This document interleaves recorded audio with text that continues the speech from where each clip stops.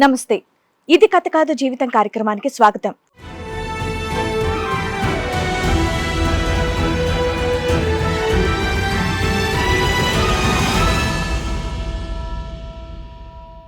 ఇష్టమైన అమ్మాయిని పెళ్లి చేసుకుంటే ఆవిడకొచ్చినటువంటి వ్యాధి వల్ల మేమిద్దరం విడిపోవాల్సి వచ్చింది అని అంటున్నాడు. భార్యకి బిడ్డకి దూరమైన నేను బాధపడుతూ ఉంటే నా బంధువులందరూ కూడా రాబంధులై నా జీవితాన్ని నాశనం చేశారు అని అంటున్నాడు. అసలు మొదటి భార్యకి ఏమైంది, ఇప్పుడున్న భార్య వల్ల ఆయనకు వచ్చిన కష్టం ఏంటో అడిగి తెలుసుకుందాం. 2021లో నాకు మ్యారేజ్ అయిందండి. లవ్ మ్యారేజ్ చేసుకున్నారా? ఓకే. అంతకుముందే ఆమెకు మ్యారేజ్ అయింది. ఆమె వేరే వాళ్ళని పెళ్లి చేసుకుంది.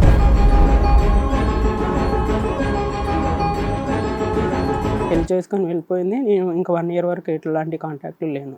ఓకే. సడన్ గా నాకు కాల్స్ మెసేజెస్ వచ్చేవి ఆమె నుంచి. నా వల్లనే ఇలా అయిపోయిందని చెప్పేసి ఇలా చేస్తే మళ్ళీ రిలేషన్ కంటిన్యూ చేసాం. వన్ డే నేను బెంగళూరులో ఉంటే తాళి ఇవన్నీ తెచ్చుకొని కలుస్తామని చెప్పేసి వచ్చింది. అప్పుడు వస్తూ ఇవన్నీ తెచ్చుకుంది. ఆమె ఏమని చెప్పిందంటే, ఫస్ట్ మనం మ్యారేజ్ చేసుకుందాం, నేను ఉండలేకపోతున్నా నిన్ను తలుచుకొని. ఇంకా మమ్మీకి ఏదైందని చెప్పేసి చెప్పాను. మమ్మీ ఇలా ఒక అమ్మాయిని మ్యారేజ్ చేసుకోవాల్సి వచ్చింది, ఇలా ఉన్నాం అది అని చెప్తే, మ్యారేజ్ అనే చిన్న విషయం కాదుగా అంటే నేను నా వర్షం చెప్పుకుంటూ వచ్చాను. అప్పుడు ఆమెకి ఫస్ట్ మ్యారేజ్ అయిన విషయం చెప్పలేదు.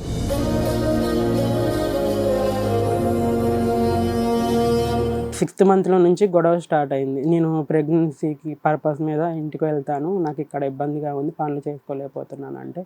సో 10th monthలో 20 days ఉందనగా 10th month 10th month వరకు మేడం. ఒక 20 daysలో డెలివరీ ఉంది అనగా HIV పాజిటివ్ వచ్చింది మేడం.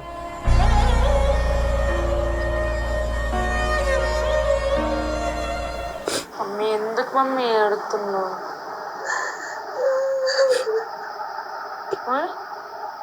ఆమె అబ్బాయి నాకు ఇంకొకటి లేవు ఏడో మాకావా ఏంటి ఈ అమ్మాయి ఏడవలసింది, ఆవిడ ఏడుతుంది. నా గురించి ఇంత ఏడుస్తున్నారని ఎమోషనల్ బ్లాక్మెయిలింగ్ అనమాట ఇది మొత్తం.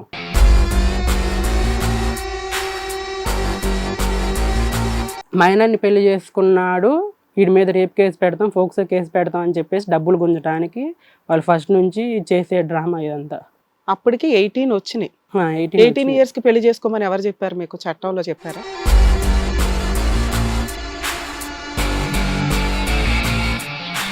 మీరు ఇలా డబ్బు కోసం నన్ను చేసుకున్నారు, నన్ను నా భార్యను దూరం చేశారు అని చెప్పేసి ఏడ్చి నేను ఆల్కహాల్ తాగేసి నేను వాళ్ళ ఇంటికి వెళ్ళిపోయాను. విడిపోయిన తర్వాతే. టీ కాఫీలు అలవాట్లేదు, ఆల్కహాల్ తాగేసి వెళ్ళావా?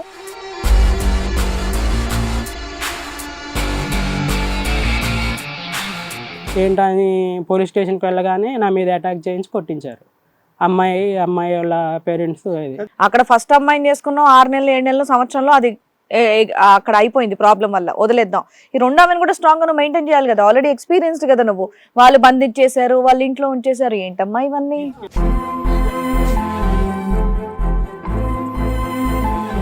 అంటే చాలా సందర్భాల్లో చూసుకున్నాం మనం. ఏంటంటే కనుక ఎవరు గొయ్యి వాళ్ళు తవ్వుకోవటం అనేటటువంటిది చాలా ఎపిసోడ్లో చాలా సందర్భాల్లో చూసుకున్నాం.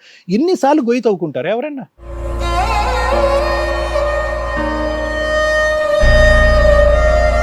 ఇప్పుడు నువ్వు ఏడవటం కాదు నాన్న, పేరెంట్స్ని ఎంత ఏడిపిస్తున్నావు నువ్వు, అవునా కాదా? లవ్ మ్యారేజ్లు చేసుకోవద్దని ఎవరిని అనట్లా. చేసుకునే వాళ్ళు పద్ధతిగా చూసుకోవాలా, ఇంట్లో వాళ్ళు యాక్సెప్ట్ చేసేలాగా చూసుకోవాలి, కుదరకపోతే యాక్సెప్ట్ చేసేదాకా ఒప్పించుకోవాలి. ఈ రెండిట్లో నువ్వు ఎప్పుడైనా ఆ పని చేసావా? చేయలే. ఒక అమ్మాయి తప్పు చేస్తే లీగల్గా ఈ రోజున సఫర్ అయ్యేది అమ్మాయి మాత్రమే. ఒక అబ్బాయి తప్పు చేస్తే ఎవరెవరు సఫర్ అవుతారో తెలుసా?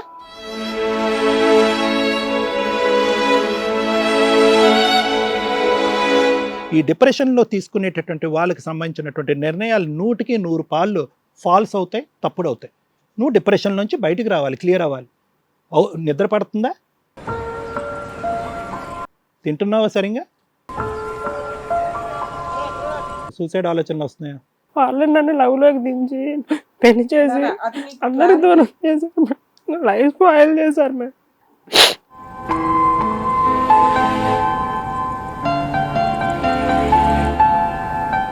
ఈ కార్యక్రమంలో మనతో పాటు ఉన్నారు ప్రముఖ హైకోర్టు అడ్వకేట్ రమ్యాకుల గారు. నమస్తే మేడం. ప్రముఖ సైకియాట్రిస్ట్ డాక్టర్ కళ్యాణ్ చక్రవర్తి గారు. నమస్తే సార్. ప్లీజ్ కూర్చోండి. సార్, మేడం, కోదాడ నుంచి ఒక అంటే ఒక పెద్ద సమస్యతో ఇక్కడి వరకు వచ్చారు. అంటే బాధపడుతూ, ఏడుస్తూ మనకు చాలా కాల్స్ చేశారనమాట. ఎలాగైనా ఈ కార్యక్రమం ద్వారా నాకు న్యాయం జరుగుతుందని చెప్పేసి ఇక్కడ రావడం జరిగింది. ఒకసారి ఆయన్ని పిలిచి ప్రాబ్లం ఏంటో కనుక్కుందాం. Sure madam. రండి.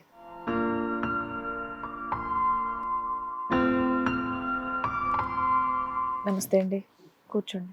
మీరు చాలాసార్లు కాల్ చేశారంట. మీరు చాలా అంటే మీరు ప్రతిసారి కాల్ చేసినప్పుడల్లా బాధపడుతూ ఏడుస్తూనే కాల్ చేస్తున్నారంట. అసలు అంత సమస్య ఏమొచ్చిందండి? మీరు యంగానే ఉన్నారు, ఏమేమి చెప్పండి. అయితే 2021లో నాకు మ్యారేజ్ అయిందండి, లవ్ మ్యారేజ్. లవ్ మ్యారేజ్ చేసుకున్నారా? ఓకే. అంతకుముందే ఆమెకు మ్యారేజ్ అయ్యింది. ఓకే. అయితే ఆవిడ డివోర్సియా? ఆ, ఓకే. అయితే ఇష్టపడుతున్నాను అది ఇది అంటే అంతకుముందు నుంచి ఆమె నాకు రిలేషన్లో ఉంది, అంటే ఫ్రెండ్ నాకు. ఓకే. తర్వాత ఏమైంది, ఆమె డివోర్స్ అయిపోయిన తర్వాత కొంచెం గట్టిగా చెప్పరా? అయితే తర్వాత ఆవిడకి పిల్లలు ఏమైనా ఉన్నారా? లేరండి. ఓకే. అయితే 1 monthలోనే మేము విడిపోయాము అది ఇది అని చెప్పేసి కొన్ని రీజన్ చెప్పింది. ఓకే. సో ఆమె నా వల్లనే విడిపోయింది అని చెప్పేసి, నీ వల్ల ఇలా ఇంట్లో తెలిసింది, నిన్ను ఊహించుకొని నేను వేరే వాడితో ఉండలేకపోతున్నాను. అదేంటి, ఆవిడకి పెళ్ళై 1 month అయిందా? 1 month అయిన తర్వాత విడిపోయారండి మేడం. నేను Okay. అంతకుముందు నాకు ప్రపోజల్ వస్తే ఇలా మ్యారేజ్ చూస్తున్నారు ఇంట్లో, నాకు నువ్వు చేసుకుంటావు అంటే, ఇప్పుడే కదా నేను కెరీర్ స్టార్ట్ చేసింది, జాబ్ లేకుండా మనం మ్యారేజ్ చేసుకొని మంచిగా ఉండలేము, నీకు మంచి ప్రపోజల్ వస్తే నువ్వు చేసుకో అని చెప్పేశాను నేను. ఓకే. అయితే ఆమె చాలాసార్లు చెప్పింది, ఫైనల్గా మ్యారేజ్ చేసుకుంది. ఇంకా ఆమె మ్యారేజ్ చేసుకుందని చెప్పేసి నేను ఆమెతో కాంటాక్ట్ లేను. నా జాబ్ నేను చూసుకుంటూ బెంగళూరులో TCSలో జాబ్ చేస్తున్నాను. TCS పెళ్ళైన ఆవిడతో ఆల్రెడీ మీరు లవ్ చేశారు. ఇప్పుడు ఆవిడతో మీకు పెళ్ళైన ఆమెతో కాదు, పెళ్ళికి ముందు లవ్ చేశాను. ఓకే. ఓకే. ఆమె వేరే వాళ్ళని పెళ్లి చేసుకుంది, పెళ్లి చేసుకొని వెళ్ళిపోయింది. నేను ఇంకా 1 year వరకు ఎట్లాంటి కాంటాక్ట్ లేను. ఓకే. సడన్గా నాకు కాల్స్ మెసేజెస్ వచ్చేవి ఆమె నుంచి. ఏంటా అని చూస్తే తను ఎవరని లిఫ్ట్ చేస్తే తన స్టోరీ చెప్పుకుంటూ వచ్చింది తన వర్షన్. నేను విని తర్వాత తను చెప్పింది కన్విన్సింగ్గా అనిపించి, నా వల్లనే ఇలా అయిపోయిందని చెప్పేసి ఇలా చేస్తే మళ్ళీ రిలేషన్ కంటిన్యూ చేసాం. వన్ డే నేను బెంగళూరులో ఉంటే తాళి ఇవన్నీ తెచ్చుకొని కలుస్తామని చెప్పేసి వచ్చింది. అప్పుడు వస్తూ ఇవన్నీ తెచ్చుకుంది. ఇంకా మేము రూమ్లో మ్యారేజ్ చేసుకున్నాం అండి. రూమ్లో మ్యారేజ్ చేసుకున్న 3 days ఉన్నాం. ఆమె ఏమని చెప్పిందంటే, ఫస్ట్ మనం మ్యారేజ్ చేసుకుందాం, నేను ఉండలేకపోతున్నా నిన్ను తలుచుకొని, మ్యారేజ్ చేసుకున్న తర్వాత ఇంట్లో చెప్పేసి ఒప్పిద్దాం అని చెప్పింది. తర్వాత నువ్వు ఎప్పుడన్నా చెప్పు టైం తీసుకొని అని చెప్పి తను ఉండే దగ్గరికి వర్క్ చేయడానికి వెళ్ళిపోయింది. తను నాకు చేసి 10 days అంటే ఇలా గడిచిన 10 daysకే నువ్వు మ్యారేజ్ చేసుకొని జాబ్ చూసుకుంటూ మంచిగా ఉంటున్నావు, నేను ఇక్కడ ఇబ్బంది పడుతున్నాను అని చెప్పేసి ఫోర్స్ చేసింది. ఇంకా నేను గిల్టీగా అనిపించి నేను తప్పు చేశానేమో అని చెప్పేసి రోజు మమ్మీకి ఫోన్ చేసినా కానీ సరిగ్గా మాట్లాడేవాడిని కాను. మమ్మీ ఏమో నన్ను పదే అడగటం, ఏంటా అన్న సరిగ్గా మాట్లాడట్లేదు, ఏమన్నా జరిగిందా, ఏమన్నా ప్రాబ్లమా, హెల్త్ ఏమన్నా ఇష్యూ అంటే, ఇంకా మమ్మీకి ఏదైందని చెప్పేసి చెప్పాను. మమ్మీ ఇలా ఒక అమ్మాయిని మ్యారేజ్ చేసుకోవాల్సి వచ్చింది, ఇలా ఉన్నాము అది ఇది అని చెప్తే, ఆ సిచ్యువేషన్ నువ్వు అలా అంత పెద్ద డిసిషన్ ఎలా తీసుకున్నావు, మ్యారేజ్ అనే చిన్న విషయం కాదు అంటే నేను నా వర్షం చెప్పుకుంటూ వచ్చాను. అప్పుడు ఆమెకి ఫస్ట్ మ్యారేజ్ అయిన విషయం చెప్పలేదు. అయితే అది చెప్పిన తర్వాత నాకు 2 days ఇవ్వమ్మా, మరే నేను ఇంట్లో వాళ్ళని నొప్పించి నేను ఏదో ఒకటి చేస్తా అని అనింది మేడం. అన్న 2 daysకే మమ్మీ ఇంట్లో వాళ్ళకి చెప్పిందంట. వాళ్ళు మరే పెళ్ళయి ఎక్కడో ఉండటం ఎందుకు, నువ్వు వచ్చేయమ్మా మా దగ్గరికి అని చెప్తే అడ్రస్ చెప్తే తను వెళ్ళిపోయింది నేను లేకుండానే. ఓకే. తను ఒక 10 days ఉంది, తను వచ్చిన 10 daysకి నేను వెళ్ళాను మేడం. వెళ్ళిన తర్వాత అక్కడ ఉన్నాను, ఉండి ఒక 10 days ఉన్నాము. 10 days 20 days కలిసి ఇంట్లో వాళ్ళందరూ బాగానే చూసుకున్నారు, బాగా చూసుకున్నారు. అప్పుడు ఇద్దరం ఫిజికల్గా రిలేషన్లో కూడా ఉన్నాం. మ్యారేజ్ అయిపోయిన తర్వాత నేను మళ్ళీ బెంగళూరుకి జాబ్కి వెళ్ళాను మేడం. వెళ్ళిన 20 days మొత్తం మానేసిందా జాబ్ అక్కడ? మానేసింది, కంప్లీట్గా మానేసి ఇక్కడికి వచ్చేసింది. అయితే నేను వెళ్ళిన 20 daysకి ఏమో ఇలా ప్రెగ్నెన్సీ కన్సీవ్ అయిందని చెప్తే, నేను మా సార్ని పర్మిషన్ తీసుకొని, సార్ ఇలా మ్యారేజ్ చేసుకున్నాను, అమ్మాయిని చూసుకోవాల్సిన రెస్పాన్సిబిలిటీ నాదే, అమ్మాయికి ఇలా ప్రెగ్నెన్సీ కన్సీవ్ అయింది అని చెప్పేసి వర్క్ ఫ్రమ్ హోమ్ పర్మిషన్ అడుక్కొని తెచ్చుకున్నాను. ప్రెగ్నెన్సీ టైంలో నేను అనేవాడిని ఉండాలని చెప్పేసి. అండ్ నేను మంచిగా చూసుకుంటున్నాను. 6th month వరకు చాలా హ్యాపీగా ఉన్నాను మేడం. అంటే ఏం చేసినా కానీ చూసుకోవటం, తన హాస్పిటల్కి వెళ్ళినా నేనే తీసుకెళ్ళటం, ఇవన్నీ చేశాను. భార్య కదా, ఇంకా అవన్నీ చేయాల్సిందే. చేశాను. అండ్ ప్రతి విషయంలో తను నాకు, నేను తనకి హెల్ప్, మీరంతా బాగానే ఉన్నారు 6 నెలల చాలా వరకు. బాగా ఉన్నాం. అయితే 6th కానీ మంత్లో ఇప్పటికీ కొన్ని క్వశ్చన్స్ సార్ ప్లీజ్. ఇప్పటికీ కూడా మీ అమ్మగారికి తెలియదు అప్పుడు ఆ అమ్మాయి వచ్చి 10 రోజుల పాటు మీ ఇంట్లో ఉన్నా కూడా తనకి సెకండ్ మ్యారేజ్ అని మీ అమ్మగారికి తెలియదు? తర్వాతకి చెప్పానండి. ఎవరు 10 డేస్లో మీరు చెప్పారా? 10 డేస్లోనే ఎప్పటికన్నా తెలుస్తుంది కదా, తెలిసి తర్వాతకి సో ఇది అవ్వటం చెప్పారు. కంటే మ్యారేజ్ కి ముందు మీరు ఎంతకాలం పరిచయం? ఆ పెళ్లికి ముందు One ఫస్ట్ year. ఆ అమ్మాయి ఫస్ట్ మ్యారేజ్ కి ముందు మీకు ఎంత 1 year పరిచయం అండి. 1 year 1 year పరిచయం. అయితే ఆ పరిచయంలోనే ఫ్రెండ్ లాగా ఉండేది. సో ఇలా ప్రపోజల్ పెడితే ఎందుకు పెళ్లి చేసుకోలేకపోయారు మీ ఇద్దరు? మీ ఇద్దరం అప్పుడు నాకు 19 మేడం. ఆవిడకి 19 అప్పుడు ఆమెకి 20 ఉండే, అంటే నాకన్నా ఒక 1 year పెద్ద ఆమె. ఎన్ని ఇయర్స్ బ్యాక్ స్టోరీ అమ్మా ఇది? ఇది 2021 మేడం. 21. ఆ, ఇప్పుడు నీకు 23 ఇయర్స్. ఆ. ఆ అమ్మాయి వయసు ఎంత అప్పుడు? అప్పుడు నాకన్నా 1 year పెద్ద మేడం ఆమె. నీకంటే 1 year పెద్ద అమ్మాయి. 1 year పెద్ద. ఒకటి ఆ పెళ్లికి ముందు 1 year పరిచయము, హ్మ్. 2 ఇంపార్టెంట్ ఆ అమ్మాయి నీకంటే 1 year పెద్దది, హ్మ్. 3 ఏంటంటే నువ్వు ఆ అమ్మాయి మెంటల్ గా మ్యారేజ్ ప్రిపేర్ అయినా కూడా నువ్వు మెంటల్ గా ప్రిపేర్ Prepare అవ్వకపోవడం వల్ల అవ్వలేదు. నీకు మంచి సంబంధం వస్తే చేసుకో అని చెప్పావు. హ్మ్. 4 ఆ అమ్మాయి పెళ్లి అయినటువంటి 1 month కి బెంగళూరు వచ్చేసింది. బెంగళూరు వచ్చిన తర్వాత వచ్చినటువంటి అమ్మాయిని నువ్వు ఎలా వస్తావు అని చెప్పి నువ్వు వెనక్కి పంపించలేదా? తాళిబొట్టు తెచ్చి లేదు, అంటే కట్టేసి- యాక్చువల్ గా వాళ్ళది డివోర్స్ అయిపోయింది సార్. అంటే 1 year 1 మ్యారేజ్ month లో 1 month కాదు అది మేడం, 1 year. 1 month కలిసి ఉన్నారు కదా. సో 1 year అయిపోయింది. 1 year అయిపోయిన తర్వాత నాకు కాంటాక్ట్ అయింది తను. మళ్ళీ ఇలా జరిగింది, నా మ్యారేజ్ ఇలా ప్రాబ్లం వచ్చింది, ఇలా డిస్ప్యూట్స్ వచ్చాయని చెప్పేసి వచ్చింది. అండ్ ఈ కాల్స్ మాట్లాడుతాం కదా మేడం, ఒక రోజు నాకు నిన్ను చూడాలనిపిస్తుంది అని చెప్పేసి బెంగళూరు అదేలే. వచ్చింది. ఉమ్, అప్పుడు ఉమ్, మ్యారేజ్ జరిగింది. నాకు అది మ్యారేజ్ ఆపేవా? అదేంటి అక్కడో తాలిబొట్టు ఇక్కడో తాలిబొట్టు అదేలా వర్కౌట్ అవుద్దని ఆపలేదా మీరు అని నేను అడుగుతున్నా. అర్థం అవ్వలేదు. ఆల్రెడీ పెళ్ళైంది కదా అమ్మాయికి, పెళ్ళైనటువంటి అమ్మాయి పెళ్ళి మీ అయిపోయిన రూమ్ కి వచ్చింది కదా.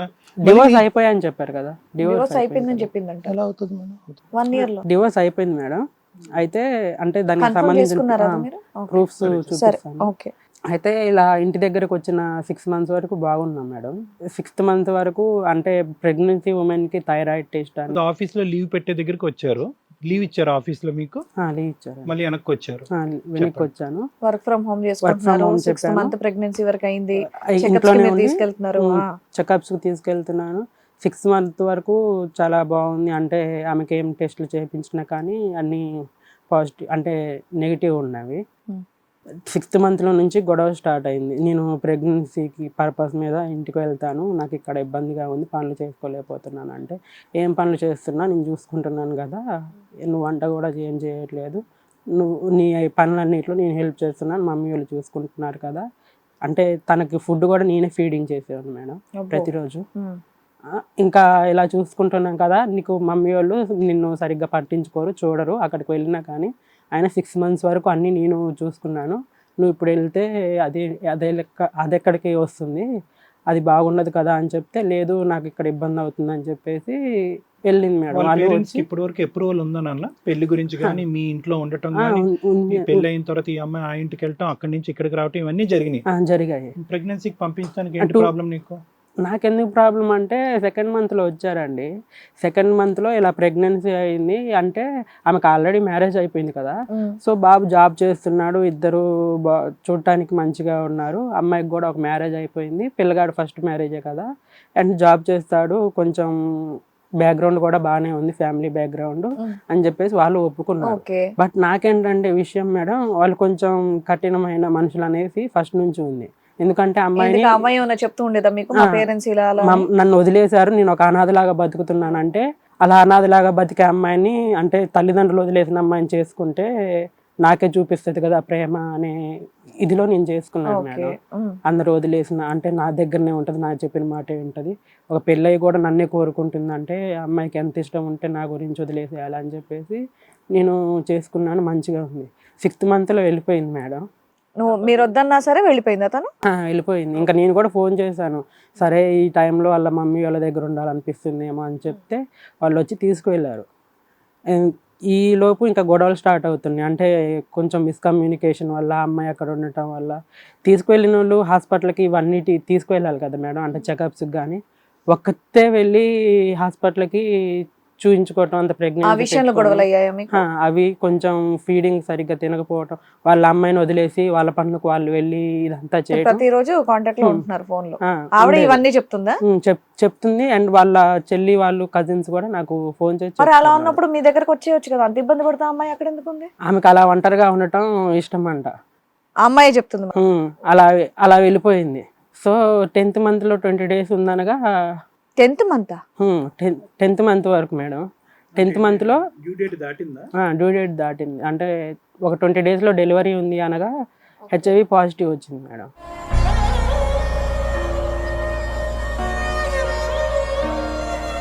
ఓకే. హెచ్ఐవి పాజిటివ్ వచ్చింది. ఫస్ట్ టైం 6 months అప్పుడు నీ దగ్గర ఉన్నప్పుడు టెస్ట్ చేశారు?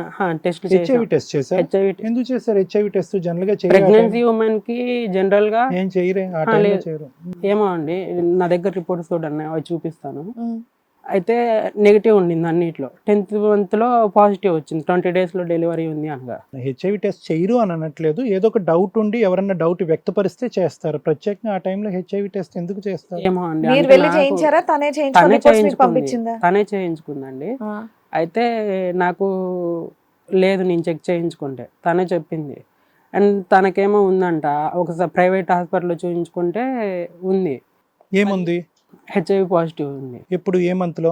10th monthలో. అంటే డెలివరీ 20 daysలో ఉంది టెస్ట్ ఎక్కడ జరిగింది? వాళ్ళ పుట్టింట్లో జరిగింది? పుట్టింటి దగ్గర. ఆ అమ్మాయి చెప్పిందా నేను హెచ్ఐవి పాజిటివ్ అని? పాజిటివ్ వచ్చింది, నువ్వు ఒకసారి చెక్ చేయించుకో అని చెప్పేసి. నేను చెక్ చేయించుకుంటే నాకు లేదు, తనకేమో ఉంది. అండ్ ఇదంతా ఊరికే కావాలని భయపెట్టడానికి చెప్తుందేమో అని చెప్పేసి. భయపెట్టడానికి ఏమో అండి. అయితే నేను చూపించుకుంటే నాకేమో ఉండట్లేదు. అండ్ తను ఇంకో హాస్పిటల్కి కూడా వెళ్ళింది. నాకు తెలిసిన వాళ్ళకి కనుక్కుంటే ఆమెకు నిజంగానే ఉందని తెలిసింది. అండ్ తన కాంటాక్ట్స్ అవి ఇవి చూస్తే వేరే వాళ్ళతో ఉన్నట్టు కొన్ని ప్రూఫ్స్ అవి ఇవి రిలేషన్లో ఉన్నట్టు తెలిసింది మేడం. ఏది నాకు బెంగళూరు ప్రెగ్నెన్సీ తర్వాత? దాని ప్రెగ్నెంట్ ముందంతా బానే ఉందిగా మీ ఇంట్లో 6 నెలలు? యాక్చువల్గా నాతో ఉన్నప్పుడు అయితే మంచిగా ఉంది మేడం. అసలుకి ఎవరితో కాంటాక్ట్స్ లేవు. ఎందుకంటే 24 hours నా దగ్గర ఉండేది. ఫోన్ కూడా మెయింటైన్ చేయలేదు తను, మెయింటైన్ చేయనివ్వలేదు నేను. అండ్ వెళ్ళిపోయిన తర్వాత ఏమైందో తెలియదు, కానీ సడన్గా అది వచ్చింది. ఏంటి ఇలా రావటం ఏంటని చెప్పేసి తన ఈమెయిల్, ఫోన్ నెంబర్ నా దగ్గర ఉన్నాయి కదా మేడం, అవన్నీ చెక్ చేస్తే నాతో పెళ్లి కంటే ముందు కూడా వేరే వాళ్ళతో రిలేషన్ కంటిన్యూ చేసినట్టు అండ్ వేరే వాళ్ళతో కాంటాక్ట్స్ ఉన్నట్టు తెలిసింది.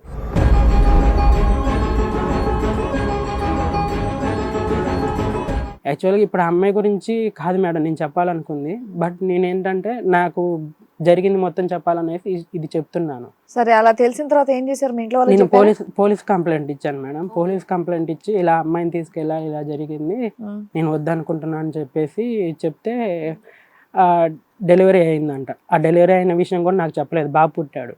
బాబు పుట్టిన పోలీసు వాళ్ళకి ఏంటి స్టేటస్, వాళ్ళు ఎప్పుడు వస్తారంట అది అని చెప్తే, నీకు బాబు పుట్టాడంట అమ్మ అని పోలీసులు చెప్తే నాకు తెలిసింది మేడం. తర్వాత మళ్ళీ పుట్టిన 30 daysకి వాళ్ళు వచ్చారు, కరెక్ట్గా 30 daysకి. ఎవరు వచ్చారు? వాళ్ళ ఆ అమ్మాయి బాబుని తీసుకొని వచ్చింది. అండ్ వాళ్ళ పేరెంట్స్, వాళ్ళకి సంబంధించిన కొంతమంది పెద్ద మనుషులు. హెచ్ఐవి అని చెప్పిన తర్వాత మీ ఇద్దరి మధ్యన కమ్యూనికేషన్ ఉందా? లేదండి, కట్ అయిపోయింది. అయితే ఇంకా ఈ ఆధారాలు నా దగ్గర దొరికినాయి అని ఆవిడకి చెప్పారా? చెప్పాను. అయితే లేదు, ఇది పలానా తప్పు చేస్తేనే వస్తుందా అది ఇది అని చెప్పేసి చెప్తాను. ఒప్పుకుందా? ఒప్పుకోలేదండి, బట్ వాయిస్ మెయిల్స్తో సహా, వాయిస్ రికార్డ్స్తో సహా అండ్ ఫొటోస్ ఇవన్నీ కొంతమంది. ఎప్పుడు నన్ను ఆ డివోర్స్ కి మళ్ళీ నిన్ను పెళ్లి చేసుకోవటంకి మధ్యలో జరిగిన వేరే ప్రయాణం? మధ్యలో జరిగిన ఒక వ్యక్తితోనా చాలా మందితోనా? మల్టిపుల్ పర్సన్స్ ఉన్నారు. ఇంకా నేను దాన్ని తీసుకోలేక తనతో విడిపోయానండి. బాబుని నేనే తెచ్చి పెంచుకుంటున్నాను.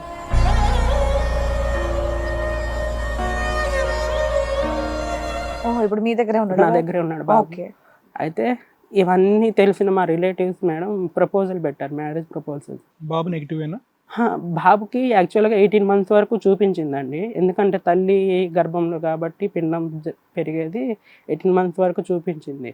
అండ్ మెడిసిన్ వాడాలంటే, అంటే టానిక్ వాడాలంటే టానిక్ యూజ్ చేసాం. 18 months వరకు నెగిటివ్ చూపించింది. 19th monthలో అంటే పాజిటివ్ చూపించింది. 18th month వరకు. 18th month తర్వాత నెగిటివ్ అయిందా? 18 month తర్వాత క్లియర్ అయిపోయింది, నెగిటివ్ అయిపోయింది. సూపర్. అయితే ఇంకా ఆ బాబుని చూసుకుంటూ నేను ఇంకా అవన్నీ. ఇప్పుడు ఆ అమ్మాయిని కంప్లీట్ గా వదిలేసినట్టే, అమ్మాయితో డివోర్స్ కూడా అయిపోయింది. ఇప్పుడు నెక్స్ట్ ఇవన్నీ తెలిసిన మా రిలేటివ్స్ నాకు మ్యారేజ్ ప్రపోజల్స్ పెట్టారు వాళ్ళ సైడ్ నుంచి. ఓకే. అయితే ఆ అమ్మాయితో విడిపోయిన ఎంత కాలానికి? ఇప్పుడు బాబు కాలానికి ఇప్పుడు present 3 years madam. Okay. Marriage అయ్యి విడిపోయిన 2 years కి మ్యారేజ్ ప్రపోజల్ పెట్టారు.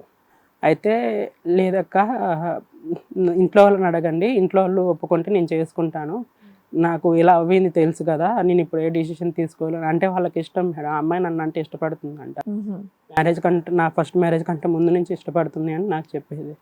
అయితే ఒకరోజు ఆమెతో నేను కాంటాక్ట్లో కూడా లేను, ఎప్పుడు చాటింగ్ కూడా చేయలేదు.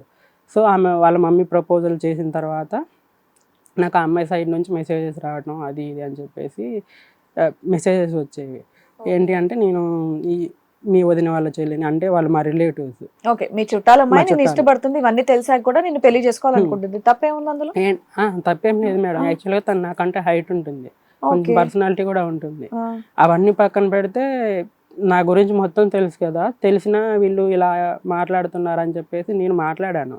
అయితే ఇంట్లో వాళ్ళని అడగండి అక్క, వాళ్ళు ఒప్పుకుంటే నేను చేసుకుంటానని Okay. చెప్పేసి చెప్పాను. మళ్ళీ నేను ఏ డిసిషన్ తీసుకోలేమని అని చెప్పి ఈలోపు అమ్మాయి నాకు మెసేజ్ చేయటం, నాతో ఇలా మాట్లాడటం జరిగేది. అయితే తను ఒకరోజు డైరెక్ట్గా నన్ను మ్యారేజ్ చేసుకుంటాం అని చెప్పేసి అడిగితే నేను ఆ అమ్మాయికి ఇలా చెప్పాను, వాళ్ళ మమ్మీతో ఏం చెప్పలేదు. ఆ అమ్మాయికి మాత్రం మన ఇద్దరికి ఎలా అనుకుంటున్నావు, నువ్వు నాకన్నా హైట్ ఉంటావు, ఎవరన్నా చూసినా కానీ బాగోదు, ఇద్దరు చూడటానికి మంచిగా ఉండాలి పెళ్లి చేసుకున్నప్పుడు అని చెప్పేసి నేను ఎంత హైట్ డిఫరెన్స్ నాన్న? ఒక 4-5 ఇంచెస్ ఉంటుంది. అయితే ఇంకా నేను అలా చెప్పాను మేడం.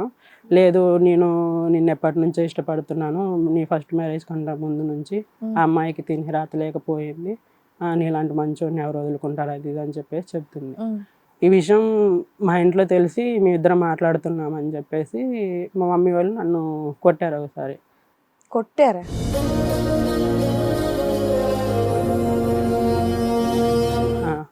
అంటే వాళ్ళంటే ఇష్టం లేదు మేడం, వాళ్ళ ఫ్యామిలీ అంటే. ఓకే. కొట్టారు.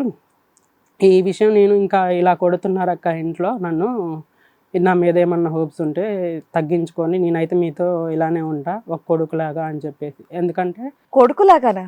కొడుకులాగా అంటే నేను వాళ్ళకి ఏ సమస్య వచ్చినా నాకు చెప్పుకుంటూ ఉండేవాళ్ళు. అంటే ఏదన్నా సమస్య వచ్చినా కానీ ఏదన్నా మళ్ళీ పెళ్లి చేసుకుంటున్న అమ్మాయిని మీరు కొడుకులాగా ఉంటానని చెప్పేసి మా అన్నారా? అత్తగారికి మీ అత్తగారికా? అమ్మ. ఓకే. మా అత్తగారికి నేను చెప్పాను, ఇలా ఇంట్లో మీ మీద ఇంప్రెషన్ లేదక్క, రేపు చేసుకున్నా కానీ ఇబ్బంది అవుతుంది, మీరు ఇప్పటి వరకు అసలు మీకు ఆ ఫ్యామిలీకి పడట్లేదు అన్న విషయం మీకు తెలుసు కదా, మరి అమ్మాయి మెసేజ్లు చాటింగ్లు ఇవన్నీ చేసినప్పుడు మొత్తం కట్ చేసేయచ్చు కదా, కంటిన్యూ చేశాను అక్క, అదే చెప్తున్నాను నేను అని చెప్పేసి నేను చెప్పాను. చెప్పి నేను అందరివి బ్లాక్ లిస్ట్లో పెట్టాను. బ్లాక్ లిస్ట్లో పెడితే వాళ్ళ మమ్మీ నేను చేసుకోను అన్నానని చెప్పేసి ఆవిడ పక్కపట్టిందా? దానికంటే ముందు నుంచి కొన్ని జరిగాయి. చెప్పి ఆధారాలు చూపెట్టినాను, ఫస్ట్ చెప్పు. నేను చేసుకొని అన్నానని చెప్పేసి బ్లాక్ లిస్ట్లో పెట్టానండి. అందరివి ఇబ్బంది అవుతుంది అని చెప్పేసి బ్లాక్ లిస్ట్లో పెట్టి ఇంక వాళ్ళతో ఒకటి. మీరు ఎంతకాలం మాట్లాడుకున్నారు ఫోన్లో ఆ అమ్మాయితో? ఆ అమ్మాయితో ఒక 2 months 3 months 3 months normal chatting ఏనా? ఏం చేస్తున్నారా ఏంటి, తిన్నారా, బయటికి వెళ్ళారా, ఇంతవరకేనా లేదంటే దానికి మించి ఏమన్నా? దానికి మించి ఏం లేదు. ఏం లేదు, ఏం లేదు. నేను యాక్చువల్గా ముంబైలో జాబ్ చేశాను, ఈ అమ్మాయితో పరిచయం అప్పుడు ముంబైలో జాబ్ చేస్తూ ఉండేవాడిని. తను ఎలా చేసేదంటే ఫస్ట్, బావా నేను ఇంట్లో స్టడీ ఆప్ చేశాను కదా, వర్క్ ఫ్రమ్ హోమ్ జాబ్ ఏమన్నా ఉంటే చూడు నాకు అని అలా స్టార్ట్ చేసేది. ఓకే, పోన్లే, ఇప్పుడు ఏమైందో చూపించండి. అయితే నేను ఇంకా వాళ్ళతో రిలేషన్ కట్ చేసి బ్లాక్ లిస్ట్లో పెడితే, మమ్మీ ఎందుకు మమ్మీ ఏడుతున్నావు?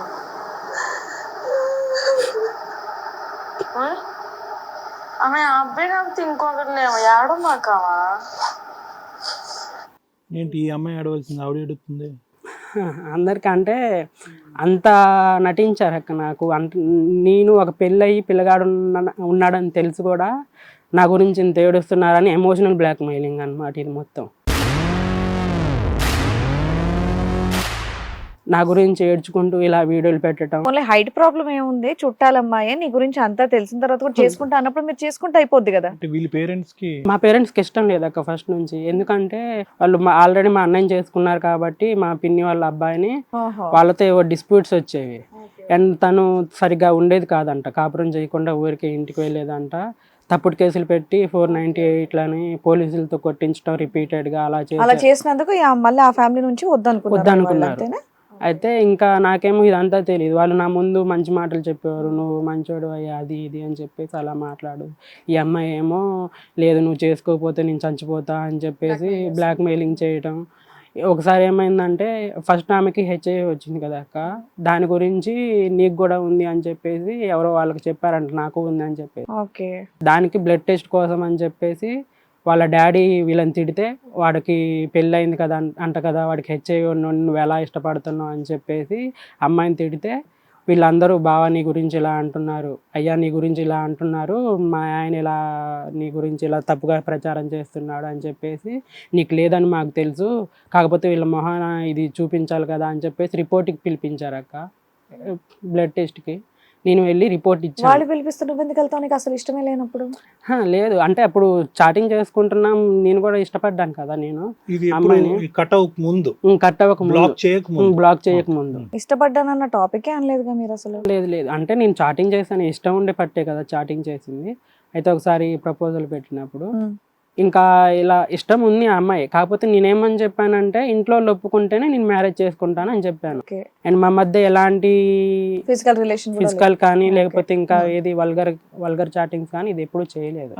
సో అలా రిపోర్ట్స్ పిలిచినప్పుడు నేను వెళ్ళాను, వీళ్ళకి ఏమైనా డౌట్ ఉందేమో, నాకైతే ఏం లేదు కదా అని చెప్పి. ఇంట్లో వాళ్ళకి ఇష్టం లేదు కదా, మళ్ళీ నువ్వు ఎందుకు వెళ్ళావు? వాళ్ళు చెప్పిన దాన్ని బట్టి. అది ఇంతకు ముందు అంటే బ్లాక్ చేయక ముందు మేడం, బ్లాక్ చేసి ఇంట్లో వాళ్ళు వ్యతిరేకించిన తర్వాత బ్లాక్ చేసేసాడు. బ్లాక్ చేశాను. దానికి ముందు టెస్టింగ్ రమ్మంటే చేయించుకున్నారా? చేయించుకున్నాను. ఆ రిపోర్ట్స్ వాళ్ళ దగ్గర పెట్టి లాస్ట్కి వచ్చి అంటే డిస్ప్యూట్ వచ్చిన తర్వాత ఈ అబ్బాయే మా అమ్మాయిని ఇబ్బంది పెట్టి పెళ్లి చేసుకున్నాడు. ఈ అబ్బాయికి ఇది ఉంచుకొని కూడా నాకేం లేదు అని చెప్పేసి రిపోర్ట్ ఇచ్చి చీట్ చేశారు ఆల్రెడీ.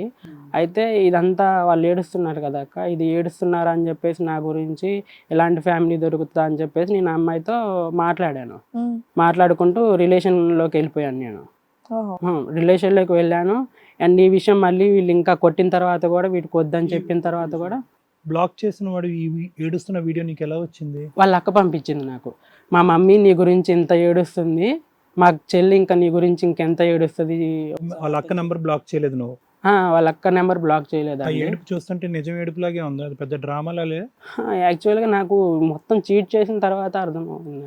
సరే చెప్పు. అయితే మా మమ్మీ ఇంత ఏడుస్తుంది, నా చెల్లి ఇంకెంత ఏడుస్తుందో చూడు, పిచ్చిదైపోతుంది నీ గురించి, ఒక ఫ్యామిలీ మొత్తం ఇష్టపడుతున్నారు, నువ్వు ఇలాంటి ఫ్యామిలీని వద్దనుకుంటావు అని చెప్పి వాళ్ళ అక్క నాకు మెసేజ్లు పెట్టడం. వాళ్ళ అక్క ఒకసారి మా అమ్మతో మాట్లాడబ్బాయి అని చెప్పేసి మాట్లాడితే, మళ్ళీ వాళ్ళ మమ్మీ అయ్యా మీ అమ్మ కాలు పట్టుకొని అయినా మేము ఒప్పించుకుంటాం, నా కూతురు ఇప్పటి వరకు మగాళ్ళలాగా పెరిగింది, ఫస్ట్ నేను ఆడపిల్లని చూస్తున్నా నా కూతురులో అని చెప్పేసి ఇలా మాట్లాడుకుంటూ ఇలా చేశారు అక్క. చేసిన తర్వాత నేను మాట్లాడాను, ఇంట్లో వాళ్ళకు ఇష్టం లేకుండా చేసుకొని ఇబ్బందులు పడాలక్క ఒకసారి, ఆల్రెడీ నేను జీవితంలో ఫేస్ చేశాను ఎలా ఉంటుందో, నేను బాబుని తెచ్చుకొని పెంచుకుంటున్నాను చాలా కష్టంగా, నేను మళ్ళీ తల్లిదండ్రులకి అయితే దూరం కాలేను, మళ్ళీ ఆ తప్పు చేయాలనుకోవట్లేదు, నేను ఇప్పటి వరకు ఎలా ఉన్నానో మీతో అలానే ఉంటాను, కాకపోతే అయినా నాకు పెళ్ళి అయిందని తెలిసి, పిల్లగాడు ఉందని తెలిసి, ఇవన్నీ తెలిసి కూడా మీరు ఇంత ఇష్టపడుతున్నారు, అది నా అదృష్టం లేదు మీకు చేసుకోవడం అని చెప్పేసి నేను అలా చెప్పాను అక్క. చెప్పిన తర్వాత కూడా లేదు కాలు పట్టుకుంటాం ఒప్పించుకుంటాం అని చెప్పి లాస్ట్కి మళ్ళీ దాన్ని ఎలా చేశారంటే, మీ రిలేషన్లో ఉండి ఏవేవో చేస్తున్నట్టు వాళ్ళే రూమర్ స్ప్రెడ్ చేశారు, మా ఫ్యామిలీ రిలేటివ్స్ అందరికీ తెలిసేలా చేసి మీ ఇద్దరం ఏదో చేస్తున్నట్టు క్రియేట్ చేశారు. అది మా ఇంట్లో తెలిసి మళ్ళీ నన్ను కొట్టి వాళ్ళ ఇంటికి వెళ్ళి మా అబ్బాయిని మీ అమ్మాయి చేసుకుంటే మా అబ్బాయి తరపు నుంచి ₹1 కూడా మీకు రాదు, అసలు మీ ఫ్యామిలీ అంటేనే మాకు ఇష్టం లేదు, ఒకవేళ మీరు చేసుకుంటే మా అబ్బాయి కూడా మాకు అవసరం లేదని చెప్పేసి వాళ్ళ ముందే పంచాయతీ పెట్టారు. పెట్టిన తర్వాత కూడా మళ్ళీ నన్ను ఇంటికి తీసుకెళ్తే ఆ అమ్మాయి విషయంలో గొడవ అయింది. గొడవ అయినప్పుడు నన్ను కొడితే నేను బయటకు వచ్చేసాను. బయటకు వచ్చిన అతన్ని తీసుకెళ్ళారు ఇంటికి తీసుకెళ్ళి వాళ్ళ దగ్గర పెట్టుకొని 6 days వాళ్ళే ఉంచుకొని పెళ్లి మేము చేస్తే మా మీదకి వస్తుంది అన్నట్టు ఒకటి, అది కూడా డ్రామా చేశారు అక్కడ. లాస్ట్కి నాకు అర్థమవుతుంది పెళ్లి వాళ్ళే చేసి మేము చేసినట్టు ఉండకూడదు, వాళ్ళ పెద్దమ్మ వాళ్ళు అంటే వాళ్ళ రిలేటివ్స్ చేసినట్టు ఉండకూడదు, అబ్బాయి అమ్మాయిని లేపుకొని వెళ్ళి పెళ్లి చేసుకున్నాడు అని అలా చేసి. అండ్ యాక్చువల్గా ఇది మొత్తం ఎందుకు వచ్చిందంటే ఆ అమ్మాయి మేజర్ యాక్చువల్గా, కాకపోతే 18 సంవత్సరాలు అప్పుడు మైనర్ని పెళ్లి చేసుకున్నాడు, వీడి మీద రేప్ కేసు పెడతాం, ఫోక్సో కేసు పెడతాం అని చెప్పేసి డబ్బులు గుంజటానికి వాళ్ళు ఫస్ట్ నుంచి చేసే డ్రామా ఇదంతా. అమ్మాయి వయసు ఎంత? అమ్మాయి వయసు 18 సంవత్సరాలు మేడం. ఎప్పటికి? అప్పుడు నేను పెళ్లి చేసుకున్నాను. ఎన్ని సంవత్సరాల క్రితం పెళ్లి చేసుకున్నాను? నేను ఇయర్ March 22 మ్యారేజ్ చేసుకున్నాను. అప్పటికి 18 వచ్చినాయి. 18 ఇయర్స్ కి పెళ్లి చేసుకోమని ఎవరు చెప్పారు మీకు? చట్టంలో చెప్పారా? లేదు మేడం, వాళ్ళు పెద్దవాళ్ళు ఉన్నారు కదా, ఆ. వాళ్ళు 18 సంవత్సరాలు అయితే పెళ్లి చేసుకోవచ్చు, అమ్మాయి మేజర్ అని చెప్పారు. 18 సంవత్సరాలని కూడా చెప్పలేదు. ఆధార్ కార్డు చూసావా? చూపించలేదు మేడం నాకు. ఫిజికల్ గా కలిసింది ఎప్పుడు? పెళ్లి అయిన తర్వాత, ఆఫ్టర్ మ్యారేజ్ చేసి. బిఫోర్ మ్యారేజ్ ఫిజికల్ గా కలవలేదు? అసలు లేదు. లవ్ టైమ్ లో కలిసానని చెప్పేసి అన్నావు కదా ఇందాక. లేదు మేడం, ఫిజికల్ రిలేషన్ లో కూడా ఉన్నామని చెప్పేసి ఫస్ట్ వైఫ్ తో నేను చెప్పింది. కాదు, బ్లాక్ రిలీజ్ చేసిన తర్వాత ఆవిడ ఈ వీడియో పెట్టిన తర్వాత మళ్ళీ రిలేషన్ లోకి వెళ్ళానని చెప్పాను కానీ ఒకసారి మళ్ళీ నేను మళ్ళీ అడిగాను ఫిజికల్. నువ్వు అన్నది రిలేషన్ లోకి వెళ్ళానని, వీళ్ళకి అర్థమైంది ఫిజికల్ రిలేషన్ అని. రిలేషన్ అంటే మీరు లవ్ స్టార్ట్ చేశారు, అదేనా మీ వర్షం? అదే మేడం, అదే. సో ఎప్పుడు కూడా పెళ్లి అయ్యేంత వరకు మీకు కలవలేదు? అస్సలు కలవలేదు. పెళ్లి అయిన తర్వాత ఫస్ట్ నైట్ జరిగింది. పెళ్ళైన తర్వాత 3 days కి వాళ్ళే అరేంజ్మెంట్ చేస్తారు ఇంట్లో. అయితే మ్యారేజ్ ఎక్కడైంది? మ్యారేజ్ గుడిలో అయింది మేడం. ఎవరు చేశారు మీకు? వాళ్ళ పేరెంట్స్, అంటే వాళ్ళ పేరెంట్స్ తరపులోని. మ్యారేజ్ గుడిలో చెయ్యాలన్నా మీ ఆధార్ కార్డులు సబ్మిట్ చేస్తుంటారు కదా. 18 ఇయర్స్ అంటే పెళ్లి చేయరమ్మా, గుడిలో కూడా చేయరు. అలా ఏదైనా జరిగిందా? అప్పుడైనా నువ్వు ఆధార్ కార్డు చూసి ఉండాలి కదా. లేదు మేడం, 19 ఎంటర్ అవ్వాల్సిందే, మ్యారేజ్ అవ్వాలంటే 18 కానే కాదు. అయితే నాకైతే మేజర్ అని చెప్పారు మేడం. దానికి సంబంధించిన కాల్ రికార్డ్స్ ఉన్నాయి నా దగ్గర. అయితే వాళ్ళు ఏం చేశారంటే, మ్యారేజ్ చేసుకొని మ్యారేజ్ అయిన వాళ్ళని ఎవరు విడదీయలేరు కదా, వాళ్ళే ఒప్పుకుంటారు తర్వాతకి ఎలా అయినా అని చెప్పేసి మాట్లాడుకున్నారు మేడం. నేను అది ఇదంతా ఒక వినిపిస్తాను. నాటకం అని అంటున్నావు, ఎలా అంటే ఇది చూపిస్తాను సార్ మీకు. ఇప్పుడు వాళ్ళు ఇంత ఏడ్చి నా కోసం ఇదంతా చేశారు కదా, వాళ్ళు మ్యారేజ్ చేయొచ్చు కదా మేడం. నిన్ను ఇంత డ్రామా ఆడి డబ్బులు అడగవలసిన అవసరం లేదు కదా. డైరెక్ట్ గా రే బాబు కొడుకులాగా అని అన్నావు కదా మీ అత్తగారి దగ్గరికి వెళ్ళి నువ్వు. బాబు బాబు కొడుకు నాకు ఇంత డబ్బులు కావాలంటే ఇచ్చుండేవాడు కదా నువ్వు. ఖచ్చితంగా ఇంత ఇచ్చుండేవాడిని. బ్లాక్ మెయిల్, ఇంత డ్రామా ఒకసారి పెద్దమ్మ ఏమంటుందంటే, నేను నందిగోలో ఉంటా, మమ్మీ చిల్లకల్లో ఉంటది.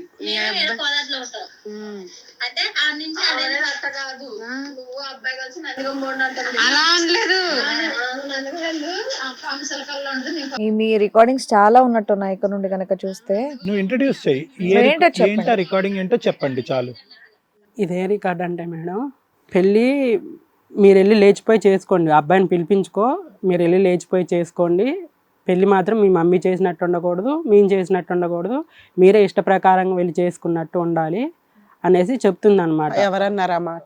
వాళ్ళ పెద్దమ్మ, వాళ్ళ అమ్మ, ఇంకొక ముసలామె, వాళ్ళ పెద్దమ్మ వాళ్ళ కూతురు, అందరూ వాళ్ళు డిస్కషన్ చేసుకుంటున్నారు మేడం. పెళ్లి ఎలా మీరిద్దరు పెళ్లి చేసుకోండి, ఇలా పెళ్లి చేసుకోండి. మీరిద్దరు మార్చిలో పెళ్లి చేసేసుకున్నారు. ఇప్పుడేంటి? మార్చిలో పెళ్లి చేసుకున్నా మేడం. చేసుకున్న 1 monthకి ఇంటర్వ్యూకి అని వెళ్తే పెళ్లి చేసుకొని వాళ్ళ ఇంట్లోనే ఉన్నాను. తను వచ్చి 1 day కూడా మా ఇంటికి వచ్చి కాపురం చేసింది లేదు మేడం. ఇంట్లో వాళ్ళు వద్దన్నప్పుడు ఎలా వస్తుంది? లేదు కదా, నేను వాళ్ళ ఇంట్లో జాబ్ కానీ ఇంటర్వ్యూకి అని వెళ్తే ఇంట్లో వాళ్ళు అందరి మీద వరకట్నం వేధింపులు అని చెప్పేసి కేసు పెట్టారు మేడం. ఎందుకు అలాగా? బానే ఉన్నారుగా మొత్తం. అంటే ఇంట్లో వాళ్ళకి ఇష్టం లేదు కదా మేడం, నన్ను జాబు పంపించట్లేదు. ముంబైలో జాబ్ చేసేవాడిని, జాబు పోయింది అమ్మాయి వల్ల. ఏం ఆస్తులు ఉన్నాయంటే మీకు? ఇల్లు కట్టించుకున్నా మేడం, లోన్ తీసుకొని. చేస్తారు ఒక 30 lakhs 40 lakhs. మీ నాన్నగారు ఏం చేస్తారు? మీరు ఎంతమంది? క్వారీ పని చేస్తాడు మేడం డాడీ. మేము 3 అన్న తమ్ముళ్ళు. నువ్వు ఎన్నో వాడివి? నేను లాస్ట్ ఉంది మేడం, చివరి అబ్బాయిని నేను.